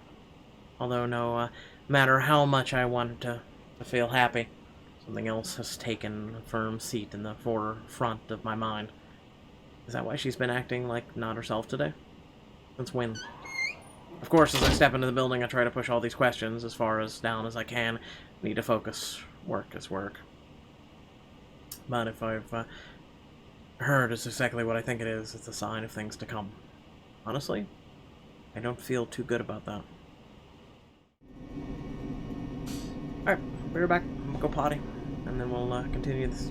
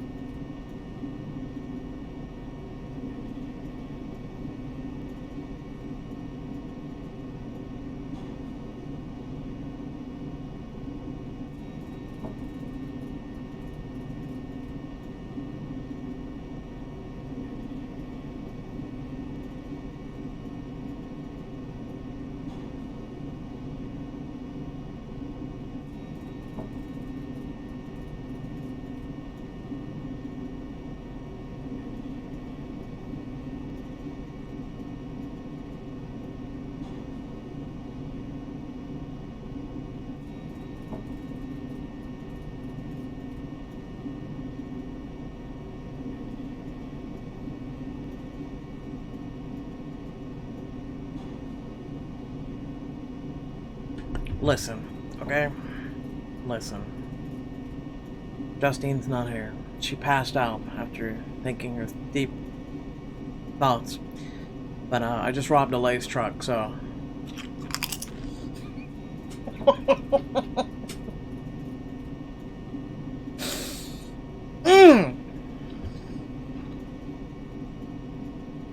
Done.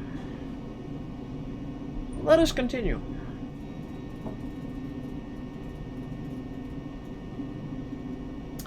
Now they get your saliva glands going. It's a quiet ride up to the 17th floor where the BRC Luxburn main office is. Sav has been kind enough to switch the guest elevator's power on, just as I'm about to head for the fire exit stairs. Which is a welcome relief. I'm an active guy, but stairs? I won't tire out too quickly in case things get ugly. Well, there probably won't be any trouble with a building this quiet, but you never know. I swear the whole place definitely feels eerie at this time of night. But until I've confirmed anything, those are still just some stories. Worse things can happen. No need to scare myself. Staying calm means fewer mistakes. Oh, I sure am fucking gutsy, especially with what I'm doing. I'm breaking a lot of laws here. I'm also putting Isabella in a lot of risks. Best thing that can come out of this is that Isabella is right all along. Worst case scenario? Well, one, someone finds out Isabella's involvement in this, her boss fires her. Two, I find evidence that wouldn't implicate BRC or Luke Wright in a crime in my meddling, and I'm not careful enough, makes me inadmissible in court. Though, I'll be honest, I strongly prefer losing my job or facing Wright over some spirit or ghost or whatever it is. I could always work around the problems with the former. Isabella could always find a better job. BRC would never did pay her properly despite her efforts. But fighting off a phantom? How does one even do that? Do guns even work against them? Yeah, Yes, not have you going to tried? happen. But tonight, I'm here to fix things. If I do it without leaving a trail, all the better. Good thing, that's what I'm good at. I'm waiting for, him to just open the door and just... What I'll probably never be good at is finding the proper words when a snitch calls for it. But seeing Isabella's small form beyond those doors, how she pushes through despite carrying an entirely different burden this time, how she's pretending as if everything's normal, it's difficult not to try. People who have never looked beyond her smiles will never know. Never understand. Hell, even Rebecca probably is not aware of this. I get it. We have other problems at hand. I've done the same thing plenty of times to protect myself, after all. But it's all in her eyes when she glances up at a few light raps I give at the door. She wastes no time in leaving the mess of papers on the table and opening it for me, though even through her confusion as she takes on my presence barely hides it. Seb, let you in? The rough edge in her voice rings a whole different tune now that I'm aware why. But knowing's different than hearing. It's straight from her. I can't simply bring this up, can I? Not a topic suited for casual conversation, and I doubt she wants to talk to me about it.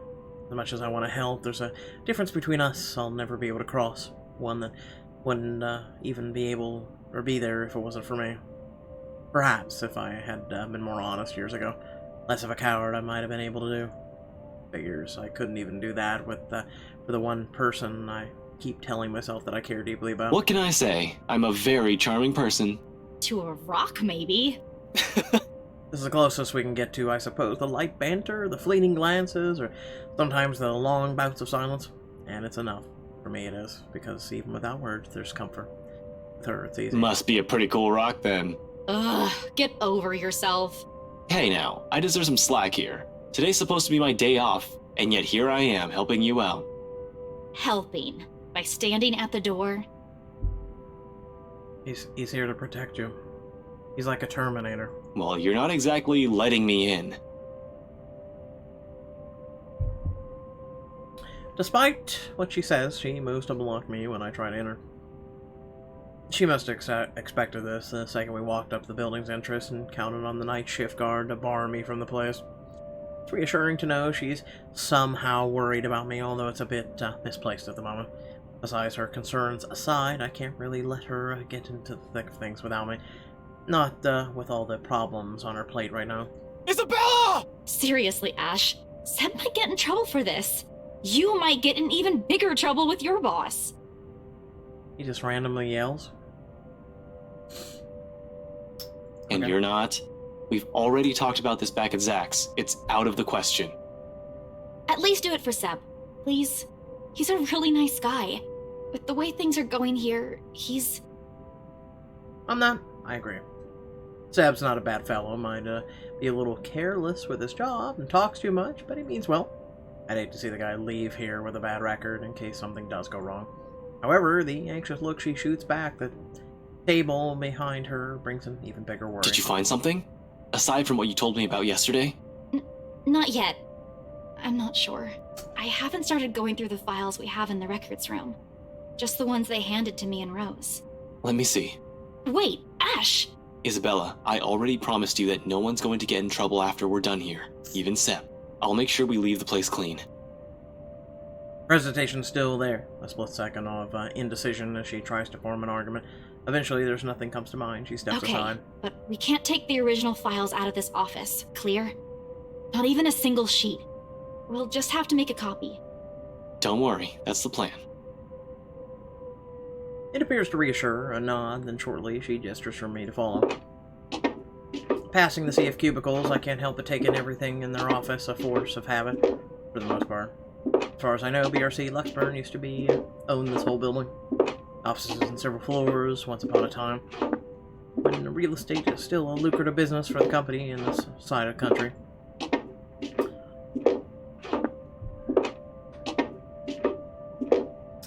The walking, like a 3-second loop. It's annoying. Then competition showed up, and suddenly everything's not so good anymore. It's only gotten worse as the years went by, or so according to the rumors. Now the ranch is just this form, despite what the huge sign in the building's facade says, and frankly, it's not too hard to believe when one looks at the state of this room right now. The number of desks have been cleaned out. Personal mementos are scarce, as if the employees have gone on exodus. That'll be downsizing, probably. Still worrisome, though. Of course, I shake away all of that when Isabella starts handing me papers she's been looking through. Focus, Frey. There's no point in whining or dwelling any longer on it. That's why we're here in the first place, to find out what the real deal is the old-fashioned way. Isabella's presence is just a whole blessing, too. I can imagine how long this would take if I pushed going in here alone. Is this everything? Where are the documents you mentioned? Still locked up in the records room. Do you need them now? Bring them here. Everything that has to do with the mansion's sale. Even those who worked on it during the renovations. The cleanup. Everything. Including your mandatory sign-in sheets. An odd thing to bring up, but at least Alexa laughed from her before she heads for the records room. She remembers, and no matter how weak the sound of it is from her usual ones, it's a welcome thing to hear. It reminds me of the Isabella I know. It's still in there. She returns minutes later with a thick stack of folders and binders. For the next half an hour, we work in complete silence while we dig into everything compiled into the folders. Not an easy task considering how thick the whole thing is, but there's two of us. In fact, Isabella does most of the work, sorting the contracts, the employee list, stuff we won't need, and doing a neat pile. Just the files for the restoration alone makes a stack of papers that's an inch thick. Third-party service providers hired for the masonry, radiators, woodworking, plasterwork, slate roofing, and a whole bunch of other things are well documented.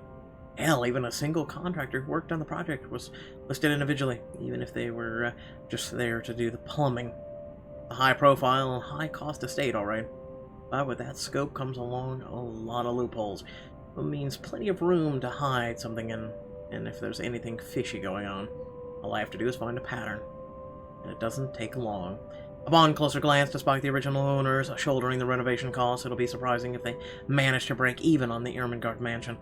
With the additional expenses for the open house, the commission for their agents, and the overhead fees, at one point the negotiations to get it listed under BRC's name almost broke down too. Some disagreement about the listing price. The owners wanted to be rid of it as quickly as possible while keeping the worth at a profitable level. BRC was insisting on a higher amount, double what the appraiser suggested. This, plus a rumor that the branch was closing. BRC Luxburn really is in the end, and the sale of the mansion could have easily been a desperate move to keep the branch afloat. No wonder the final sale happened as fast as it did. Did you know about this? No. They took it off our hands after I submitted the final documents for the sale. I didn't even know until I read this. I'm not sure if Rose did. I've only been given the key to the records room after she... Anyway, my point is, they've kept all the files from me. Rose was the one who compiled everything from our side. And even then, she was probably not aware of this. There's only so much they let us know. After that, they just told us to wait for our commission, and that the legal team would handle the rest. The rumors are true, huh? Seems so. Sheesh. Place is just unlucky. Going bankrupt while the rest of this crap is happening. but this isn't what we're looking for. What we need is the who, the people aside from Isabel and Cooper involved in this business with the mansion and how they are now. We can't do much with the outside contractors, they won't be on file. The employee list, on the other hand, even with 2 people working through this pile, the whole task still takes quite a bit of time. It's a quarter of an hour later when we put down the papers with a sigh and move on to the clients upon Isabella's insistence. For that, the sign-in form from the open house comes in handy. Hannah Wright, Luke Wright, Fletcher Lang, Messiah Ventug, Ashley.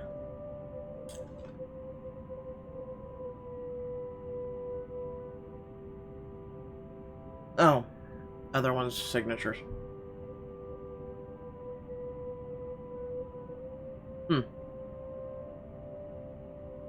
Something that gives me a laugh when I spy the fake name I wrote on one of the sheets.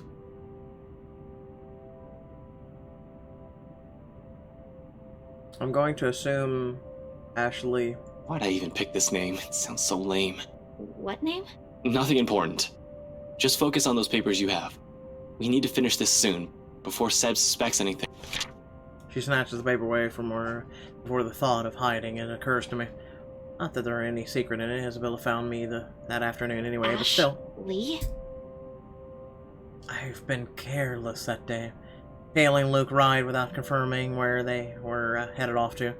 While the butler's terrible efficient in keeping the right engagements from the public eye, there was all our other ways if I was given the time of my day. In retrospect, I've been too eager, too impatient to find something that'll crack the case and be done with it. Maybe my failure goes as far back as the day of the open house, not during the party last night. Yeah, well, I was pressed for time. Seriously, Ashley? Were you even trying? Oh, come on. You didn't even notice I was the one who wrote it down. Of course I wouldn't. Only an idiot would use his real name. It worked, though. Admit it. It's genius. Who would have thought, huh? She responds with a roll of her eyes and drops the matter entirely by shoving the paper back to my hands. We lapse back to our respective tasks afterwards, wordlessly skimming through everything. Read, set aside, get another one. Looking back at the sign-in sheet, I spot Luke Wright and Hannah's Wright listed up at the top. Not that I don't know about them already, of course, but scanning through the list, a name immediately comes to my attention. Madeline Williams. Something wrong? Huh? No, just that I remember this girl listed here. She frowns and moves her seat closer, takes a careful read at the sheet. There's a long moment before she speaks again, but from the way she tenses, she appears to be expecting the worst already. What about her? She was with me, in the group following Cooper, when we toured the upstairs part of the mansion, I mean. Rather loud one, especially when we took a peek into the attic. Kept talking about the ghost stories the whole tour. Then, do you? Do you think she's... She was reported missing 3 days after. There was a ruckus at the precinct the day her family followed. Threats were naturally given at the lack of progress days later, desperate ones. Her family's willing to shell out all the cash they have to just find her, to no avail, unfortunately. Officer Benjamin has been in a bad mood ever since he spoke with him. But, what can he do? What can we do? He's tied, we're all tied. There's only so much we're able to do with everything that's been shoved into our hands recently. She still hasn't been found. It's already been a week. Isabella makes no further comment aside from a nod. Instead, she sits back on her chair with a distant look in her eyes, her hands balling into fists as she struggles with her frustration. Maybe it's anger. But the moment doesn't last too long. Soon her grip loosens. I speak English, I swear! And she folds her hands back on her lap. Her expression, however, it's one I've seen too many times in the mirror. What does one say to a person burdened not by one loss but many, who carries it in her shoulders like a badge of shame? And yet to find the answer to that myself. Until then, the only way is forward. Press on to see where our attempts at fixing our mistakes might lead us. And despite my own doubts, a glimpse of what look on her face is enough reason for me. I can't give up. There's too much at stake, too much to lose. With a renewed focus, I continue on the third and last sheet. I spot another one. Beatrice Wilde, one I recall from the newspaper obituaries. Died of a heart attack. A letter of correspondence expressing condolences to her family confirms as much in her files. Passed away aged 74 in her sleep. That's reasonable. She's at that age. It certainly could have been a natural death. Right? I'd like to believe so, but 3 more letters turn up when I rummage through the stack, and it leaves nothing more than foreboding feeling in me. They're all addressed to families of clients who have passed away in the past week. Regardless, these go in the pile of things worth looking into after our visit here, along with William's info sheet. There are just so many names, so many faces, each one I've seen that day, and here I'm wondering if they're all alright. It isn't selfless thought that brings the question to mind, rather it's the logic that if more of them are still alive, the more people I can choose to question. Nothing's concrete yet, of course.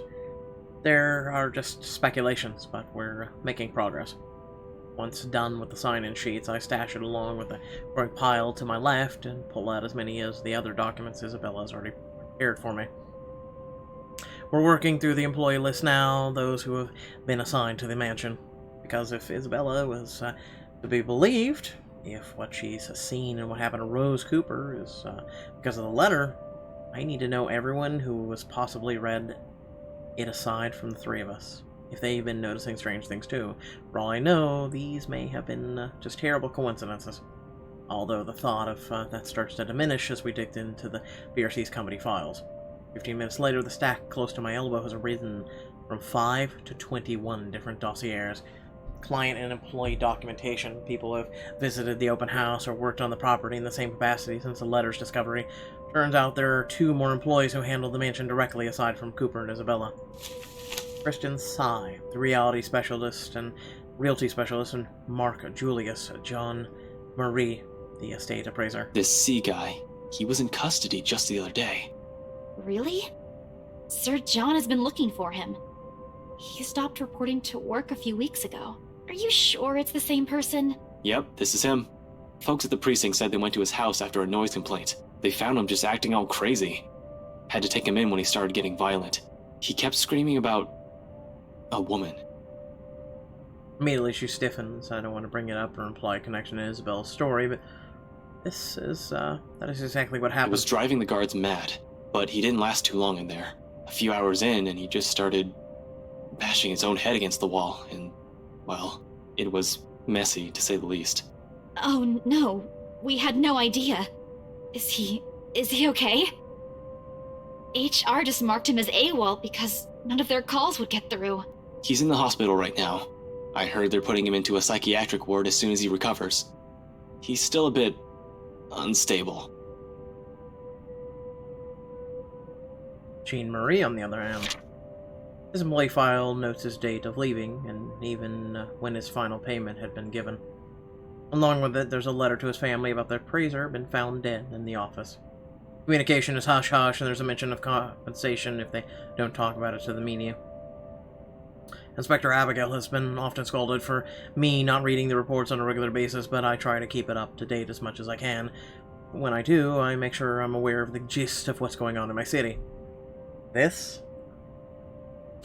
has never reached the police's ears or the health and safety executive. Do you know about this guy? One glance at her says everything. They've hidden it from the media. They've kept it from the police. Not surprising, this will all be secret from someone of Isabella's position in this company. Fuck. Rose was looking for him. Last week. We haven't heard anything from him either. Until now. They never mentioned this to us. Business going under, someone dies while working here. Of course, they want to keep that quiet. It's bad publicity. This whole thing is getting freakier by the minute. Nevertheless, I hand the files over to Isabella to make a copy. The pages with their names, addresses, and contact numbers will do. We'll start with the ones who live within the city. Sometimes there are things you really can't just brush off as mere coincidence. In my line of work, once a pattern pops up, it's only right to be suspicious. Especially after the thing with Sai. It hits too close for the stuff my own friends have been telling me. All of this? It's considerably thinner than the one she brought in, yet somehow the way she hugged the folders close to herself makes it seem heavier. Like she's hanging on to it in the same manner one will latch on to a lifeline. Only the noteworthy ones. And those that might still be alive. Might. Doesn't need to know that. We can't check the outside contractors, but the guys with the direct connection to BRC and the people who attended the open house should be enough. We don't have time to see how everyone's doing, especially if what you said is true. For a second, she appears about to argue, then quickly decides against it and hides it away before anyone reads the question in her face. Then, in a too abrupt motion, she turns towards the copier and gets to work. Sure, the only machine constant thrum fills the air around us while I keep myself busy cleaning up the mess we've made. The lack of talk is awkward, but to put it mildly, disturbing at worst. I've gotten so used to letting her just babble away whenever it's just the two of us. I could tell, however, she wants to do more. She wants to fix this mess herself. The desire makes her angsty. But at the same time, she's learning how not to be impulsive or stubborn, exactly as I told her yesterday before agreeing to any of this. Or maybe these so-called changes have always been there. Whether dire situations have always pushed people to change, after all. Although seeing this happen in front of me only makes it difficult to find the proper things to say. In an atmosphere this tense and charged, what is left for us to talk about? Certainly not the news. What's worse is when you only realize all of this in hindsight right after you've already ran your mouth off. You know, for a house your company seems to be in a hurry to sell, they still made quite a fortune out of it. Look at this. 1, 2, 3... 6. Are you sure they're planning to give your entire share for this? This isn't a small amount, especially given the usual cut. And their accounting department isn't in the greatest shape either. Even if they don't, it's not like someone still needs it. And there's a reason why people don't let me talk. Silence once again descends through the room, denser compared to the ones we've shared tonight. Behind me, I can still hear her movements, so sharp, precise, while she feeds the originals to the machine. And then one last click, all of it stops. Her feet shuffle lightly against the floor, and she moves away. Something creaks softly by the table as she settles her weight against its side. By this time, an apology is already on the tip of my tongue. Belle, Papa's gone, Ash.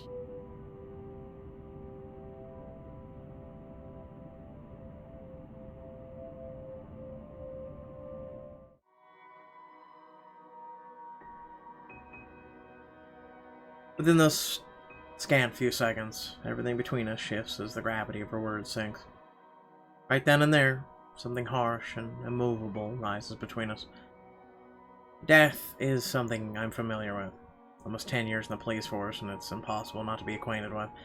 This is different from the dead bodies we examined in forensics, a far cry from the victims we found on a bad investigation. Those I could easily distance myself from. No emotional attachments, no need for pretenses. Yet somehow, I find myself grasping for things to tell her. Any words of comfort that'll dull the pain. Because, even without looking at her, her grief feels palpable enough, her pain. An immutable weight hanging over us.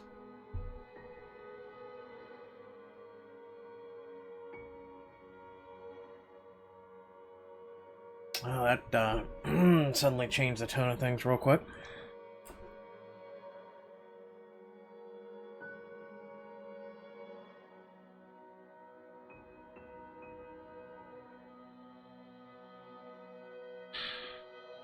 Tell me about him.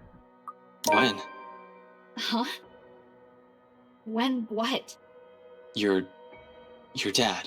I mean, when did you find out? She doesn't answer. Not immediately, anyway. For a long moment, the hush simply stretches out before us, spanning across the seconds we let pass, while we both simply stand there waiting. Eventually, she exhales. Lightly, muted enough that I might have missed it, and I've been paying attention to her every movement. Yesterday, around 3 in the afternoon there, Mama called. She told me he passed away in his sleep, and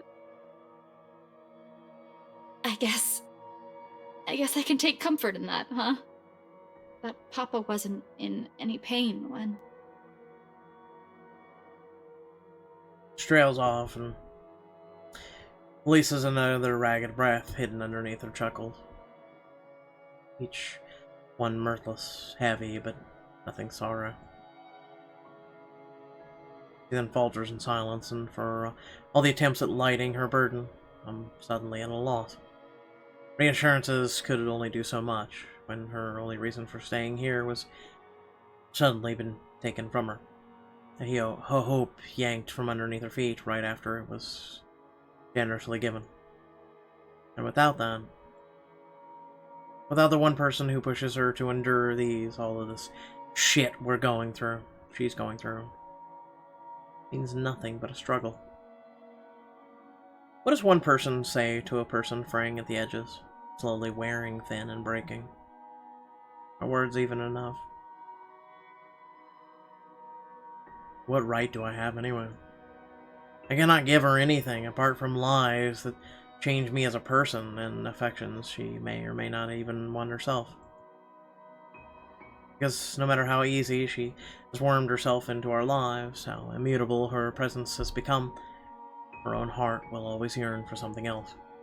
For home. Tell me about him. Huh? About what? Your dad. Tell me about him. Anything. Just talk. Say anything you want. Doesn't matter what it is. I'll listen. Silence again, as if she's testing the weight of my question for the purpose it is, for a reason that even I can't say right now. After a while, though, she starts reluctantly, her voice hitching, faltering, stumbling on each syllable she chooses her words.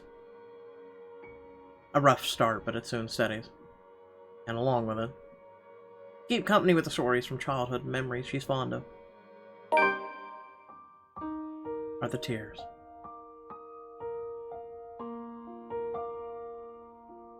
Despite this, in spite of the grief choking her words off, the hurt closing her throat, and the sobs racking her lithe form, she continues. Like the mere act of speaking is a relief in and of itself. A release. She tells me of her father, the very person who named her, how she looked up to him, how she was a little bit of a tomboy growing up in her attempts to intimidate or imitate him, and how the man encouraged her to pursue what she really wanted. Perhaps even the only thing she had ever did for herself, having grown up not wanting anything more than food to put on their tables. He told me I don't have to listen to them. That I can do what I want. Every day, he'd wake up at 4, Ash.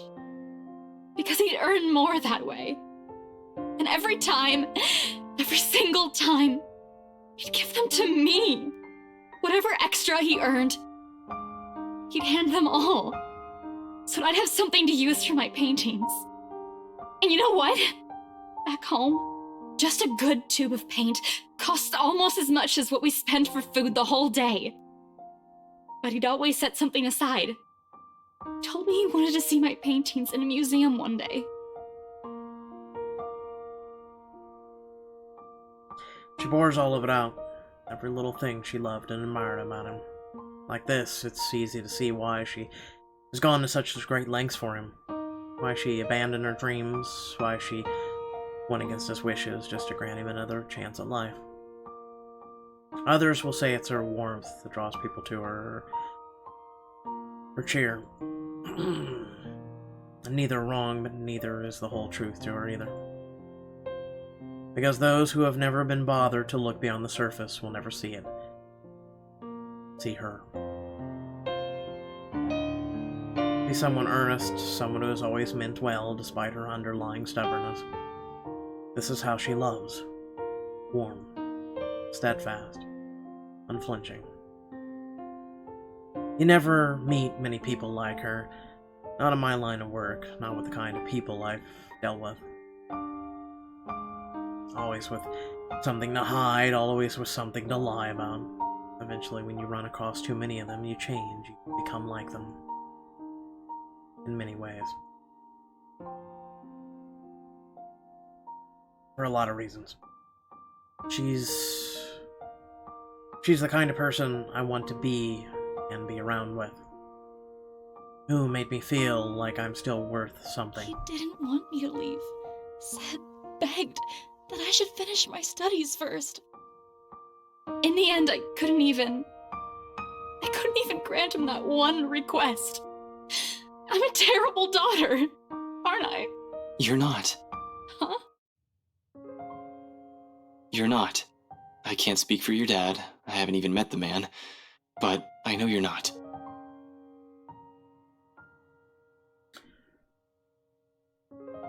I'm not entirely sure where I'm going with this. The remark just came out. Now I'm stringing all these together as I go. But one thing is certain, none of what I'm saying is a lie. The Isabella I know is a total klutz, but I've never seen anyone work as hard as she does. She's the type who wears her heart on her sleeve. Though it's not necessarily a bad thing. It's always in the right place. She's intimidated by a lot of stuff, but she knows how to appreciate the smallest things in life. Frankly, you've caused us no small amount of trouble since you barged into our lives. But when I'm with you, all of my worries seem trivial.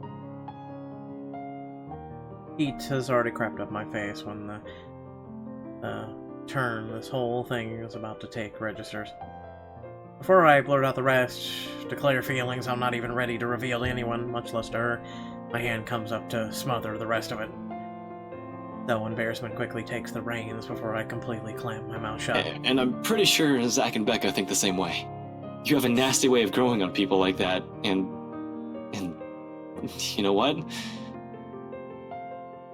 We got everything we needed in here. I'll just wipe the security recordings and we're good to go. While I'm at it, you better wipe the snot off your face. And you don't look very nice when you're balding like that. You're an idiot. You're a fucking idiot. Alright, that's it. We're done. Hastily, I gather everything. The personal files, the client documents, sales agreements, contacts, anything my hands could reach. In record time, all has been stacked in a neat pile, ready for storage. I'm heading for the records room, not a few seconds later. Wherever that is. Should be easy to find, unless this place is a maze of some sort, which I highly doubt. Still beats staying here and seeing the look on her face. Crap. Really, her anger's still bearable. I can take that, including the growing flower she sends my way. So, yeah, I'll go get the security videos and put these back where you pulled them from. Man, these are heavy, you know? You were awkward as fuck, dude. Ash, it's just paper. You don't even know where I... Oh, no, I can handle this. Easy as pie. And, yeah. Security cams, tapes, videos, cams. Yeah, I'm off. Please. For rejection at this point? Maybe. Maybe not yet. Getting the files back to the BRC's archive room is a cinch.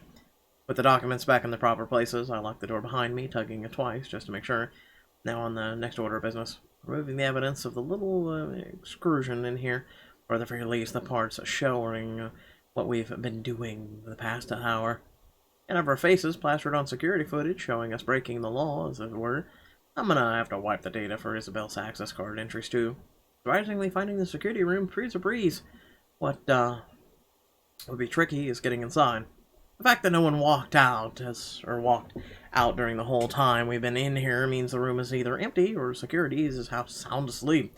I'm banking more on the former. If they're cutting corners and firing agents, I have no doubt that they've fired the guy stationed here, if they have anyone watching the monitors in the first place. Rather common thing for establishments, just leave security recording running indefinitely, and only check the footage if something actually happens. Just to check. I press my ears against the door, listening for any sign of anyone occupying the room.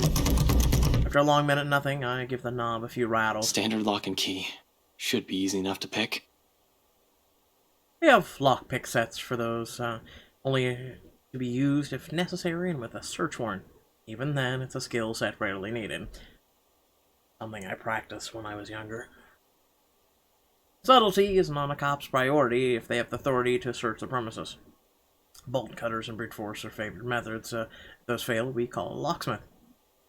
Me? I prefer the good old hairpin trick when those options aren't available. Besides, they're easy to hide and store for emergencies. Running my hand through my hair, I pull a pair of bobby pins. 2 of these, and I can just open any standard lock. One makes a lever, and the other makes a handle. I won't call it a complex skill, but it certainly takes time and a lot of practice to successfully pick a lock. And steady hands. Good thing I practiced with them a bit in my college years. I learned more than they're accessible and standard issue for a law enforcement officer. A wiggle here, a click there, managed to seize all the pins in the locking mechanism soon enough. And with a slight turn of the knob, the security room's ripe for the picking.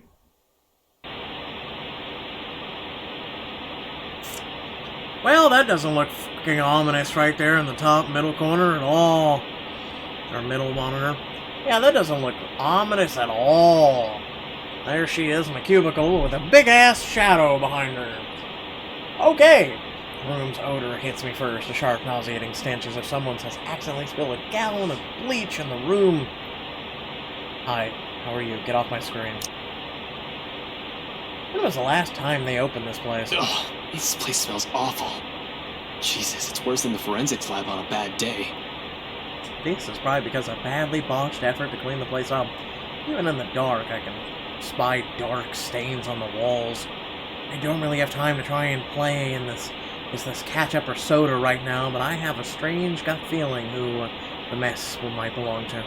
As expected, no security personnel mans the office. CCTV controls. The standalone DRV setup is open for anyone. Normally, I'd have a heap of things to say about the sloppy security setup, but right now, their negligence makes this whole task of erasing evidence easier. No fuss, no muss. The next thing should be access data card. Hopefully, getting another computer won't be much of a hassle. No one can appoint the middle tough camera out. Everything up now has been smooth sailing, and there's been hiccups, I'll give it that, even though it's nothing to dampen the good mood I'm in.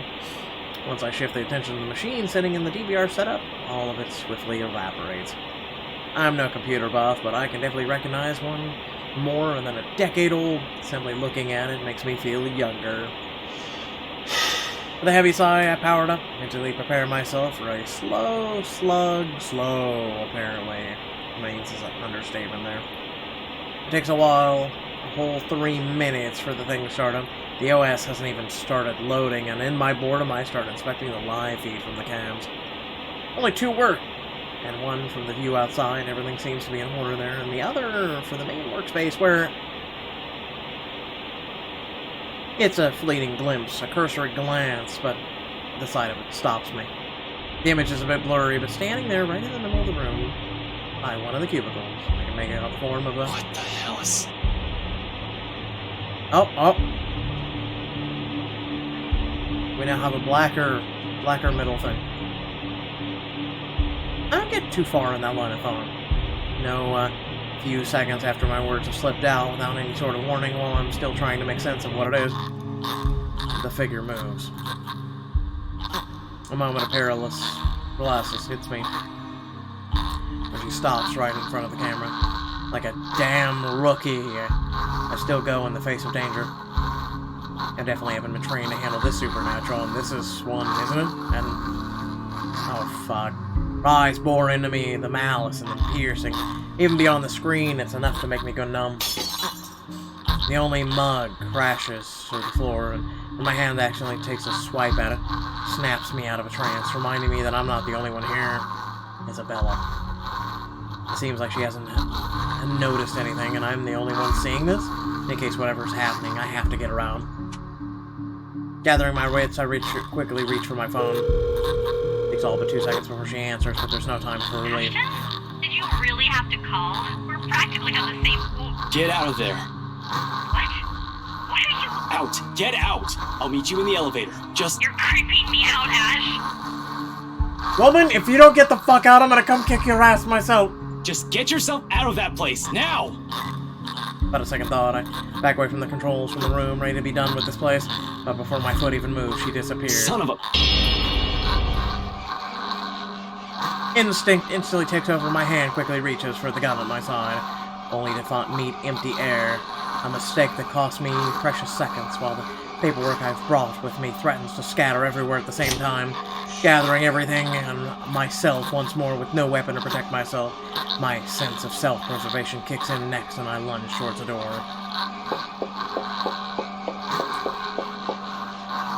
Where's your gun? I sprint across the office without daring to look back. Isabella's already waiting in front of the elevators by the time I make it out of their office. Worry creases her eyebrows upon glancing at me, but I don't have time to answer the question in her eyes.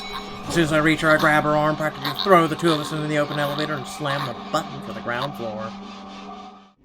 It's sigh of relief escapes from me when the elevator starts its descent. Clicking noise fades off into the distance.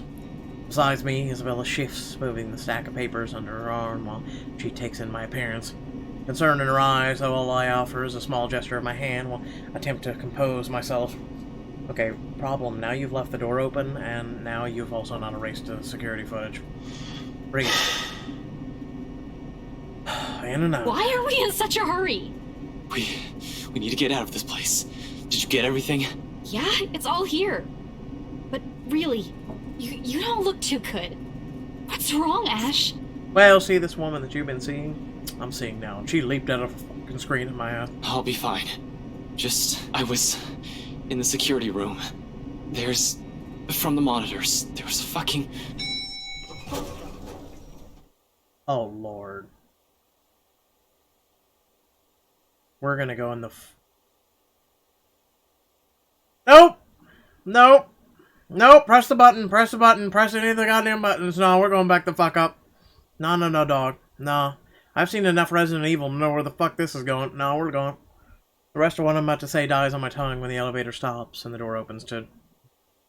There's a moment pause when we... both take in our surroundings. Confusion's understandably there. Oh, come on! They should just replace this whole thing! No, I'm quite sure I pressed for the ground floor. Right? But it's just as Isabel said, the elevator always did have problems when I visited in the past. Often she's become so angry whenever we try to get on to the floor, she'll just repeatedly smash one button for the elevator even more.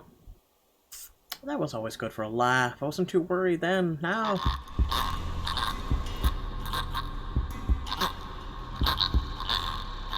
Okay, listen. You can't take both of us, okay? You can't take both of us. From the distance, beyond the light's reach, the noise echoes in my ears along with the rapid pounding in my chest. Isabella stiffens and her eyes grow wide at the sound. Gingerly, she reaches up to grab the hem of my sleeve and grips it hard, tight enough for her fingernails to dig through. Her eyes searching wildly for the source of the sound while I stand protectively in front of her. Ash, did you hear that? Hello, Perry. Do I hear that? No, I don't hear shit. Anyone there? Are you serious right now with that? I can hear you moving from here. Oh my god, what are you gonna do? Yell at it? Show yourself. No! No response.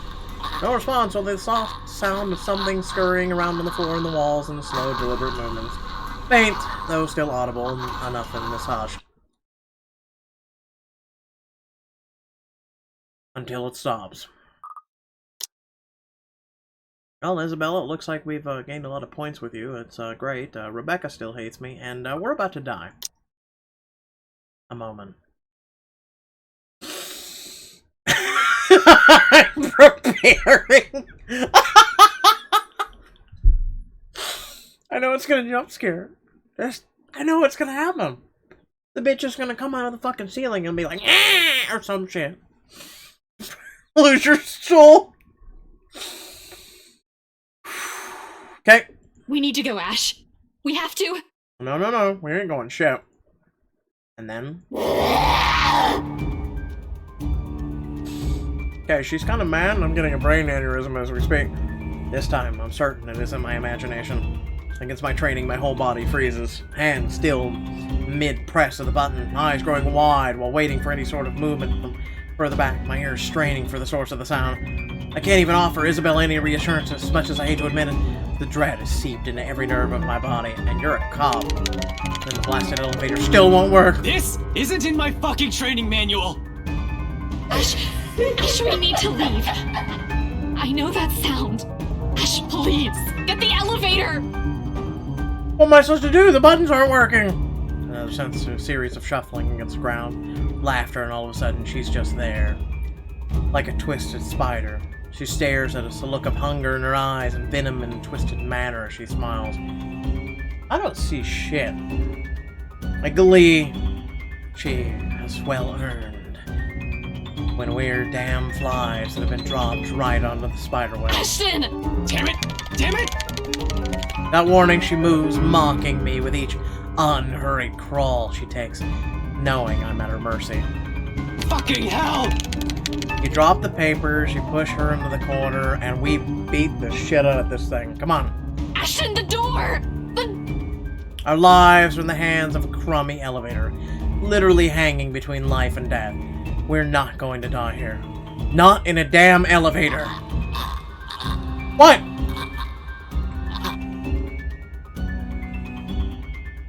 Wait. What the fuck was that? I don't even know what the hell is happening.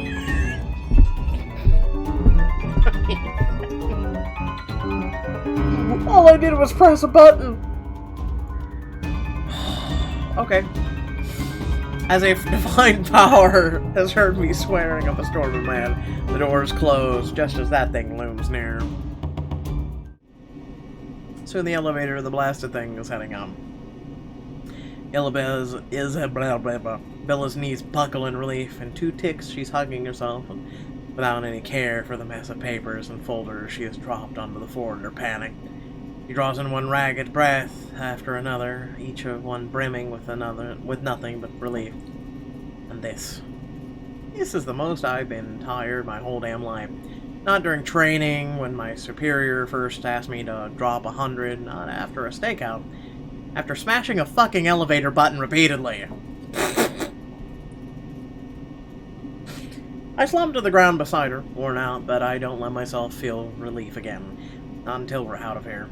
Isabella seems to be the one of same mind as she looks to me. Feel I can't find myself sharing a shaky laugh with her. We're okay. We're fine. Right? Nope. You're jinxing it. You're jinxing it. We're gonna open the door and she's gonna be there and she's gonna be like, okay? Yeah, we're good. Alive. Fuck, we should have taken the goddamn stairs. No, because then she'd be in the goddamn stairs too. Twice. I've seen it thrice. If I include the party, unless I'm tripping balls without realizing it. There's no doubt in my mind that this is actually happening. I don't want to believe it, but with the truth staring at me in the face, it'll be stupidity to deny the reality of the matter. Really, we lived through that? It just lets you escape? Just like that? I was thinking that, but I just hit the first button that came to mind. As soon as the lift hits the ground floor, we hightail out of the building. Seb's sound asleep when we pass the station.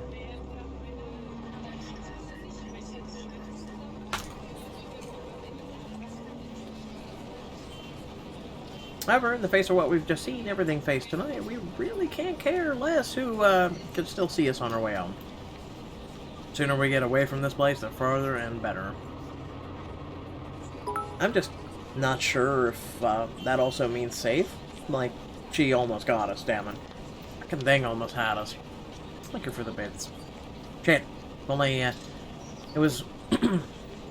only by luck we managed to get the fucking elevator unstuck. Had the blasted thing not worked in the last second. I need some air. Fresh, breathable air that doesn't stink like death and gore all at once. I'm panicking. Jesus Christ, losing focus. Oh, with another person here, I can't afford that right now. Isabella hasn't said anything, but I know she's more shaken than I am. Can't lose it when another person's depending on me. Remember your training, Frey. How do you train against something like this? You can't. Literally, you can't. With a deep breath, and soon I'm starting the engines and driving us off. After that little incident, somewhere open would be good. Someplace I won't get trapped. I'm gonna save this. Westburn Park brings a welcome relief, though only by some. The chill that has been seeping in my bones is still there, furling and unfurling beneath my skin. If I don't move, if I don't busy myself with anything, soon my brain will go haywire. It's the last thing I want to happen when there are plenty of things to do. But this is already answers all of it, doesn't it? Those deaths. How many copies of the letter are out there? Isabella can't have the only one if the people are still getting cursed. Could it be that one has shown us and just one of the 5? Maybe even more? That would... A whole pass to 5 people business is ridiculous, but at this point, is it still? I can't just expect it to work right now. All in all, we found 21 people who might have read the letter. 7 of them deceased. 8 if we count Cooper. And that's only with what we can find right now. We have no idea how many contractors and specialists hired from outside the company are doing, and if we are in any way affected. How many more people are suffering? How many more are missing? How many more are dead? I still can even blame the Wrights for this. If anything, they might be in danger as well. I give 0 shits. I don't think I can wish a curse upon anyone. No matter how big of a douchebag Luke Wright is. There's also that woman. How do we get out of this mess? How do we get away from her? Shit. Still so many things we need to look into, yet all my body wants to do is pace, burn out of whatever excess energy there is in me. Ashton, I'm getting dizzy. Will you sit down? It's the first time Isabella has said anything. She's been sitting quietly since we dropped here. Better and less distracting than watching her nervous habits, I suppose. She certainly seems calm now. Too calm, in fact, for someone who just seen something terrible. That's because you saw it together. But it's been more than a week for her already. People do get desensitized to things at some point. Even someone like Isabella. Who knows what's going on inside of her head, though? Inside mine? There are too many, and none of them would sit still. I'm not going crazy, am I? I saw that. I'm pretty sure I saw that. I didn't inhale anything weird. Jeez, shit. Shit. Isabella, please tell me that wasn't... What I'm not expecting when I turn to her is mirth. One where she could barely contain. You're laughing. You're laughing. Why are you laughing? Because you finally believe them. I'm not quite sure what she sees in my face, but in the next second, a laugh suddenly bursts out of her. I'm so sorry. It's just that you should have seen the look on your face back there. Yes, right. Sure. I'm not the one who's panicked. You almost ripped my arm off. Yeah, but... Isabella, this isn't funny! We could have ended up dead. 1, you just fucked up that line. 2, where's your gun, dude? I know, I'm really sorry. But this is just too precious to miss. You really lost your shit for a moment there. Like, it's just blood. His gun was missing. Just blood. You're trying to get back at me, aren't you? Well, I'm not the one who kept calling someone scaredy cat for years. How does it feel? I'm not scared. Really? Because it doesn't seem that way to me. At all. I'm not, alright? I just don't know what to do right now. Immediately after the moment passes, replaced by another tense silence. Laughter dies on her lips as everything sinks in. We're in deep shit, and it's finally caught up to and hit us like a ton of bricks. Hit me more than anyone else. Because she has been warning us since day 1, and I'm the first person who brushed it off. Despite that, she still reaches out to me, tugging at my sleeve, almost desperately. Her hands are trembling, and there's a tremor in her voice when she speaks. Without the cheer, only fear remains. One that she has been burdening with since the beginning. We're still going to do something about it, right? Not just stand around and let that thing get us. Unexpectedly, she leans her forehead against my arm, and her grip on my sleeve tightens. There's desperation in there, a quiet plea. Don't want to lose anyone anymore, Ash. Wish I could give her the promise, but with so many unknowns, so many things I don't understand about this, how could I? Why she still trusts that I can do something about this baffles me. It all feels wholly undeserved, considering the way I've treated her. Yet, despite my reluctance, I find myself returning her hold in kind. Grasp, warm, light, enough for comfort. Not a promise, but the closest thing to it.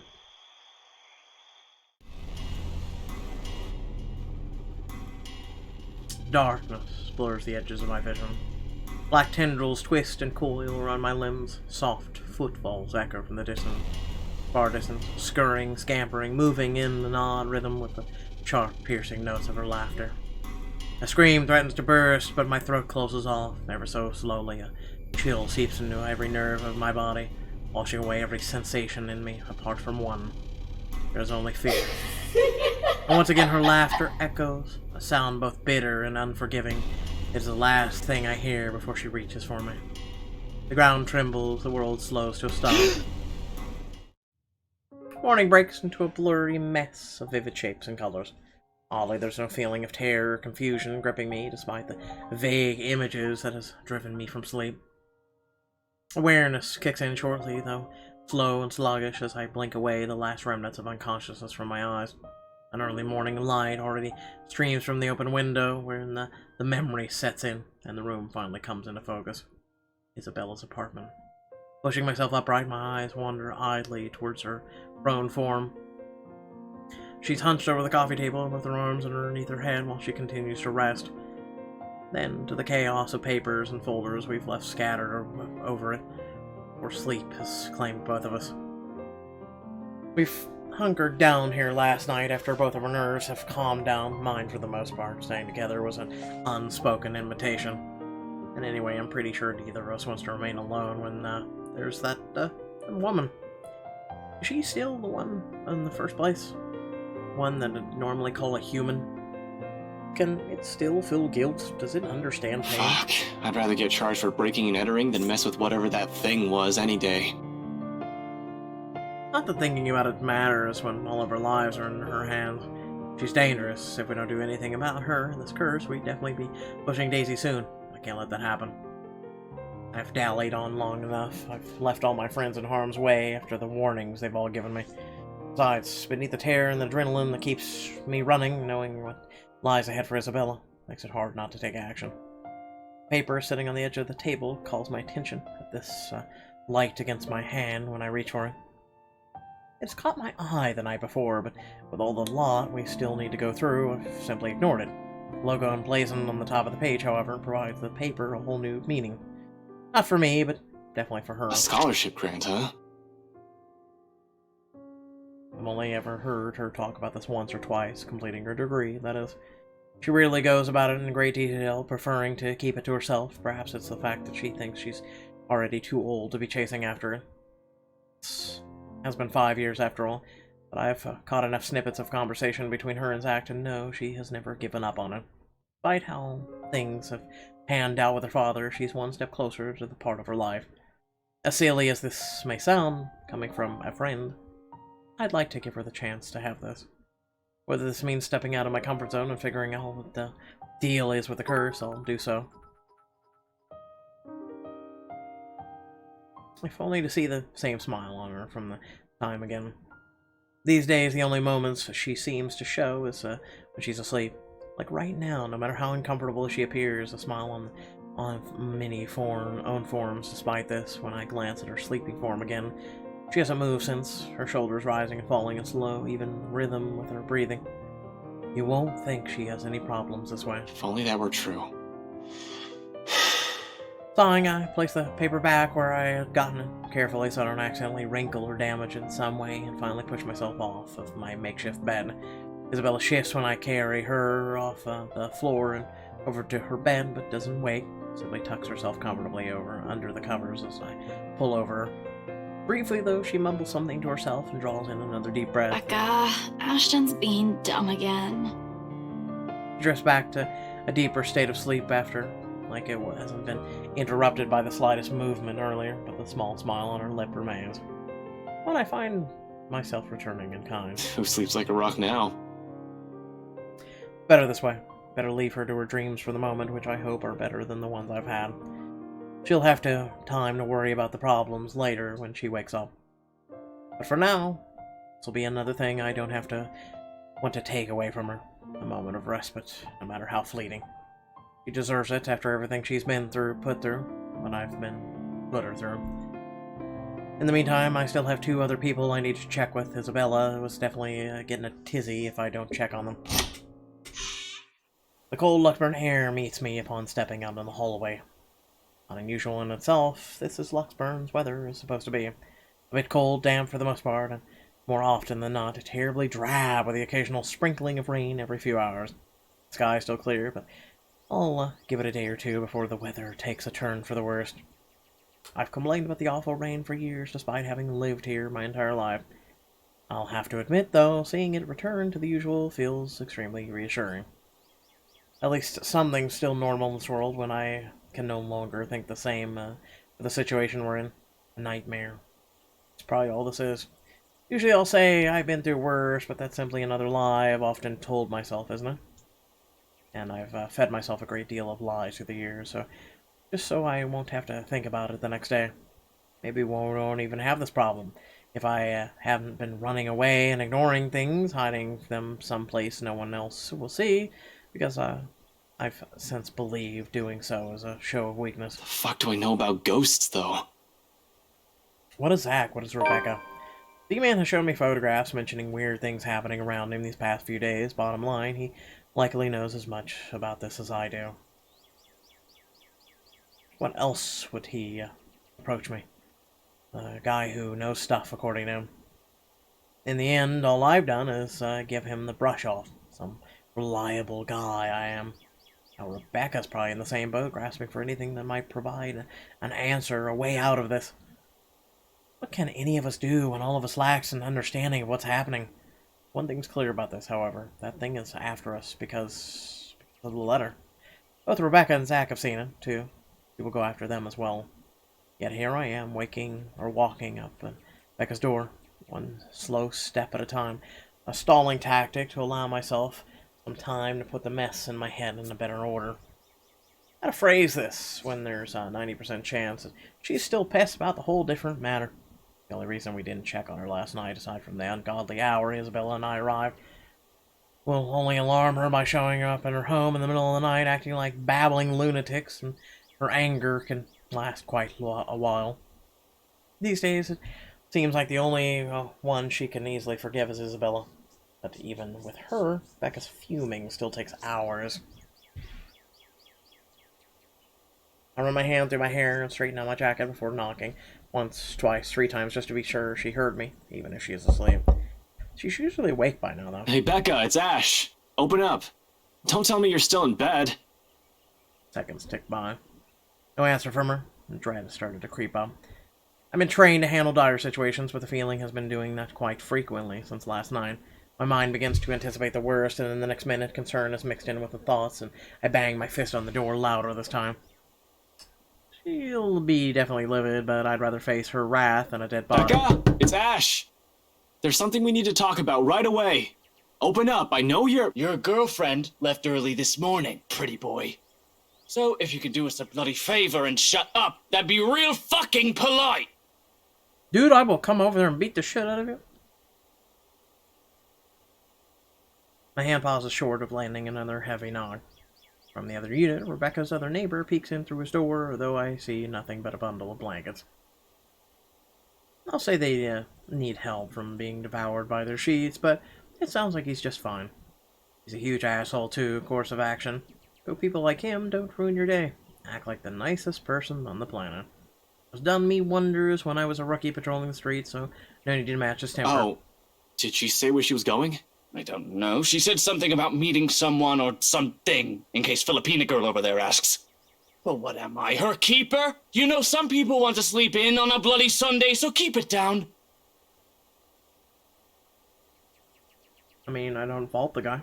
Just looking forward to this weekend. Thanks, you damn git! Well, there's no need to be an ass about it. I'll get out of your...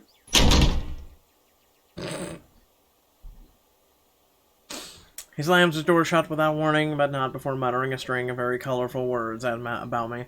Probably thinks I won't hear him inside the 4 walls of his apartment. At the end of it, a sigh. So Rebecca's not here. I must have missed her by an hour or so, but at least she's not alone. She should be safe, in theory. More so if the person she's meeting with is who I think I am. Nevertheless, I can't help but worry. It's an easy thing, continuing down increasingly darker lines of thought. Act brashly to find out what she is and go straight there without deliberating on my own actions first. There's Zach to boot. Rebecca's not alone, but I can't say the name for the big guy. Simple phone calls with both of them should do the trick. It'll ease my nerves at any rate. It'll better than rushing over to Zach's place or assuming Rebecca's whereabouts and finding out they're not where I'm guessing they should be. Assuming the worst will come next, but which I'd rather avoid this early. Any other reason, I won't bother them, but an emergency begs for urgency. This is one, right? Even if it isn't, anxiety on concern dulls judgment. Something I most certainly can't afford to lose at any given time, especially right now. Any means to calm it will do whatever wonders for the muddled mess my mind is already. Pulling up my phone, I thumb through the screen until it ends up on the group with only Zach, Rebecca, and Isabella's numbers listed.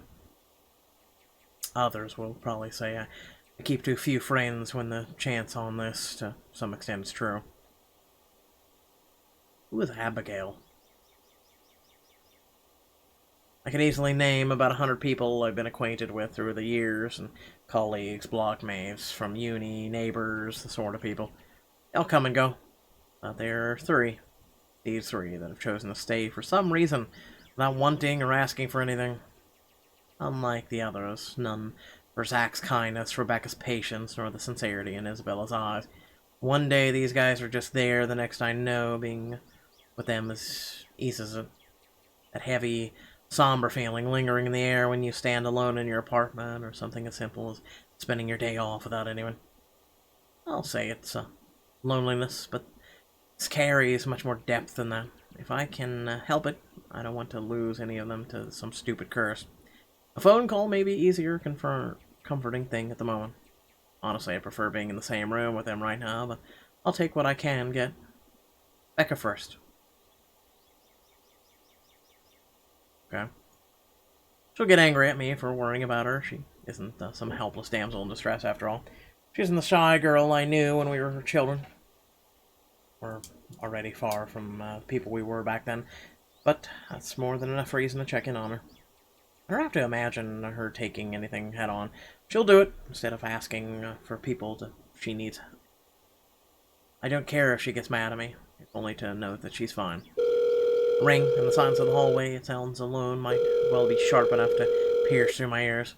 Another second passes, 2, 3. But when on the 9th ring, it goes straight to her voicemail. A cold feeling instantly lodges in my stomach. Rebecca Gales here. You've reached my voicemail. Sorry if I can't get to you right now. Oh, and if this is Isabella, yes, you're free to reheat the food in my fridge. Otherwise, leave a message. Probably just busy, that's all. Though I can still barely manage to keep my voice even when I speak. Hey, Becca, call me back when you're free. We need to talk. ASAP. Becca will be alright. Is alright. She's safe with someone else. In the event the woman shows up, she'll have someone with her, and someone she'll be able to ask for help. She's safe. She can handle herself. Becca might have a fiery temper, but she knows when she's faced with something she can't handle herself. Yeah, we saw in the library. She did wonderful. Becca will see my missed call, and she'll call me back. Though I don't express it enough, Rebecca is someone I consider important to me. We're having memories. Beautiful, beautiful memories. She's been my friend for the longest. Anyone else would have been fed up with me and left. The girl stuck by me no matter how big of a jerk I've been, and there's Zach and Isabella now too, of course. I've always been thankful for having them around. The worst times before, however, Becca was there. No one believes it when I say it, but I've surely had my awful moments as a bratty kid and a horrible teen. Issues, I've had too many of them to count, refused to deal with them for a time. At least that's what Andrew likes to tell me. I tend to think nothing of it, but it has mellowed down over the years, thanks to the professor, mostly. But at times, I do wonder if it still burdens me the way it did all those years ago. After all, I was terrible, especially around the time of my parents' separation. Looking back at it now, I have no reason to direct all my frustration towards everyone else. While I wasn't a kid who lashed out at anyone, preferring to keep it all to myself and turning those negative feelings into more productive things. Growing distant from a lot of people because of it. From my old friends back in my school and the neighbors I've hung out with before moving. A habit I've lightly brought with me into adulthood. I was just so angry with everyone and everything that I just kept thinking about was myself, wondering why me. In retrospect, I was selfish little bastard who thought the world revolved around me. But I shouldn't have been going through it. I believe my behavior was entitled, that I had the right. Tough times, but she stuck with me. Snapped me out of my little soul, as she often phrases it, whenever she sees the chance to bring it on. She didn't tolerate my bullshit, but she didn't leave me alone either. If anything, the whole thing made her stick around. Her concern may have grown a bit overbearing as the years went by, but She's still an old friend, nevertheless. I owe her a lot. I won't change. Damn it. Where are you, Becca? Another message left on her voicemail. When on the third call, I hang up. For the time being, I can't do anything more than wait for her to return calls. Worrying aimlessly won't get me anywhere. Zach, on the other hand, that guy attracts trouble no matter how much he tries to avoid it. Doesn't help. No, hold on. Stop it. There we go. Doesn't help how much he hasn't been able to too hot lately with a lot of the people. As mentioned, the plans yesterday doesn't sit too well with me either. He might be the next responsible adult after Becca, but out of the four of us, I've still got to check with the big guy. Make sure he's doing okay. At the very least, whatever he planned on doing. All I'm asking for is not to be idiotic. He's a sensible guy, I'm sure. However, desperation clings and pushes people to do things rational or irrational. It doesn't matter. Clear thinking flies out of the window the moment you're in danger, and I sincerely hope he has not found himself in a tricky situation. His phone doesn't even ring before he answers, or his voicemail at least. Hey, it's Zach. Well, a voicemail anyway. I'll get back to you as soon as I can. So, just leave a message, yeah? I hate people that do that. Their voicemail's like, hey! Oh, hey, this is Zach. I'm just, like, I hate you. And no, Ash, you're not allowed to lockpick your way into my apartment again. Just do what any other decent human being does and call if I'm not around. Thanks. Did he turn it off? Why?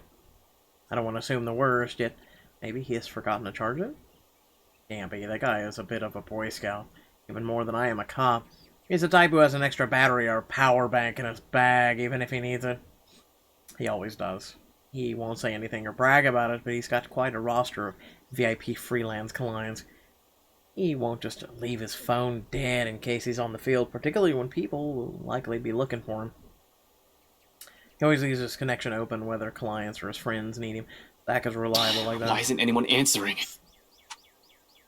His mobile in a range area sounds more plausible, though the thought of it doesn't completely shake off the unease. Unlike Rebecca and I, he took the time to listen to what Isabella said. And even if he didn't believe it, he was definitely the first one to offer help or try to do something. If he ends up in trouble doing whatever it is so to help, I'm going to... Well, I can't be rash, I'm aware of that. Been running the same reminder in my head since last night. But if something happens, I'm certain my reaction won't be pretty. The added guilt from those times I repeatedly dismissed him will surely haunt me. Yo, Zach, call me back, alright? I wanted to check in and, yeah, just please call me back. It's usually a joke between us when I say he's the Watson to my Sherlock. I don't see him as some assistant to put aside until he's needed, like some people like to believe, though. He's not some pity friend I keep around to make myself look good If either. anything, he's the one who stayed by me out of pity.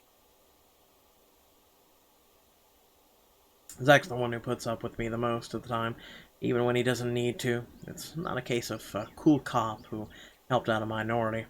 In truth, I was a hard-headed, hot-tempered, and reckless rookie up until I met him. It wasn't anything sudden, and part of me is still that rookie, but I have grown, thanks to him. He tempers that part of me. Considering how our first impression went, I'm lucky he stuck around.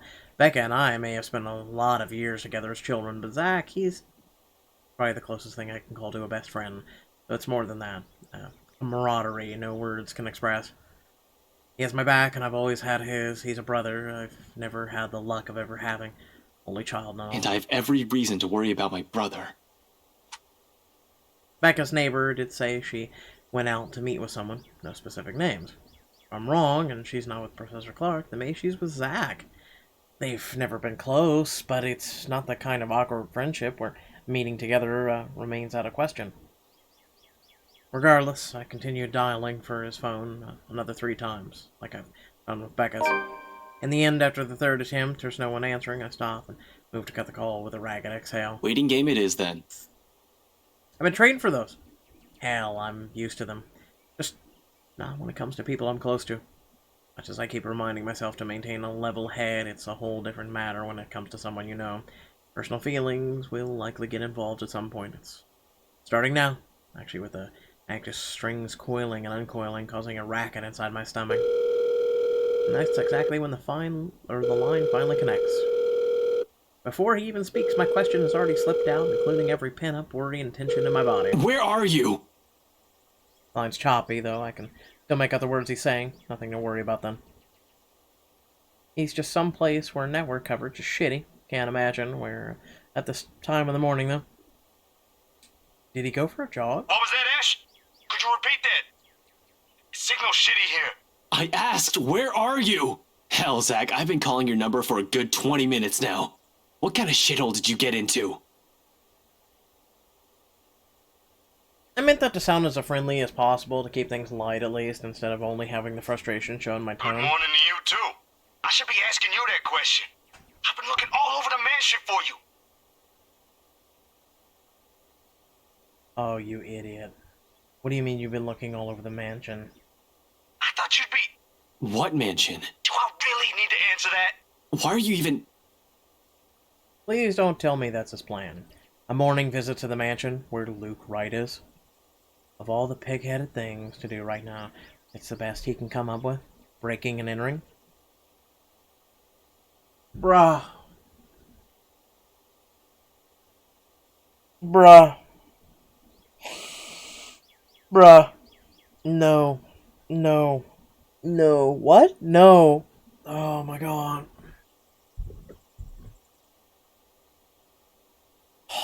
Okay. I got plenty of reasons to rail at him right now, although no matter how much I want to give him a piece of my mind, unfortunately it's not the time. No. No, wait.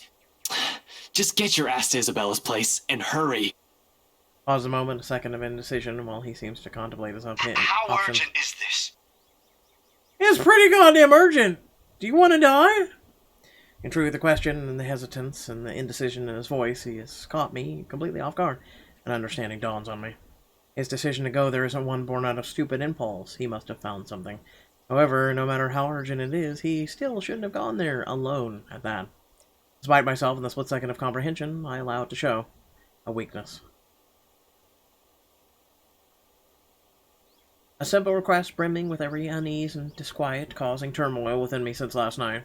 It bears a selfish hope that he'll understand, even though the unstable signal that whatever's keeping him there, he'll be willing to set it aside for now. Pressing enough for you to stop asking questions and get yourself here.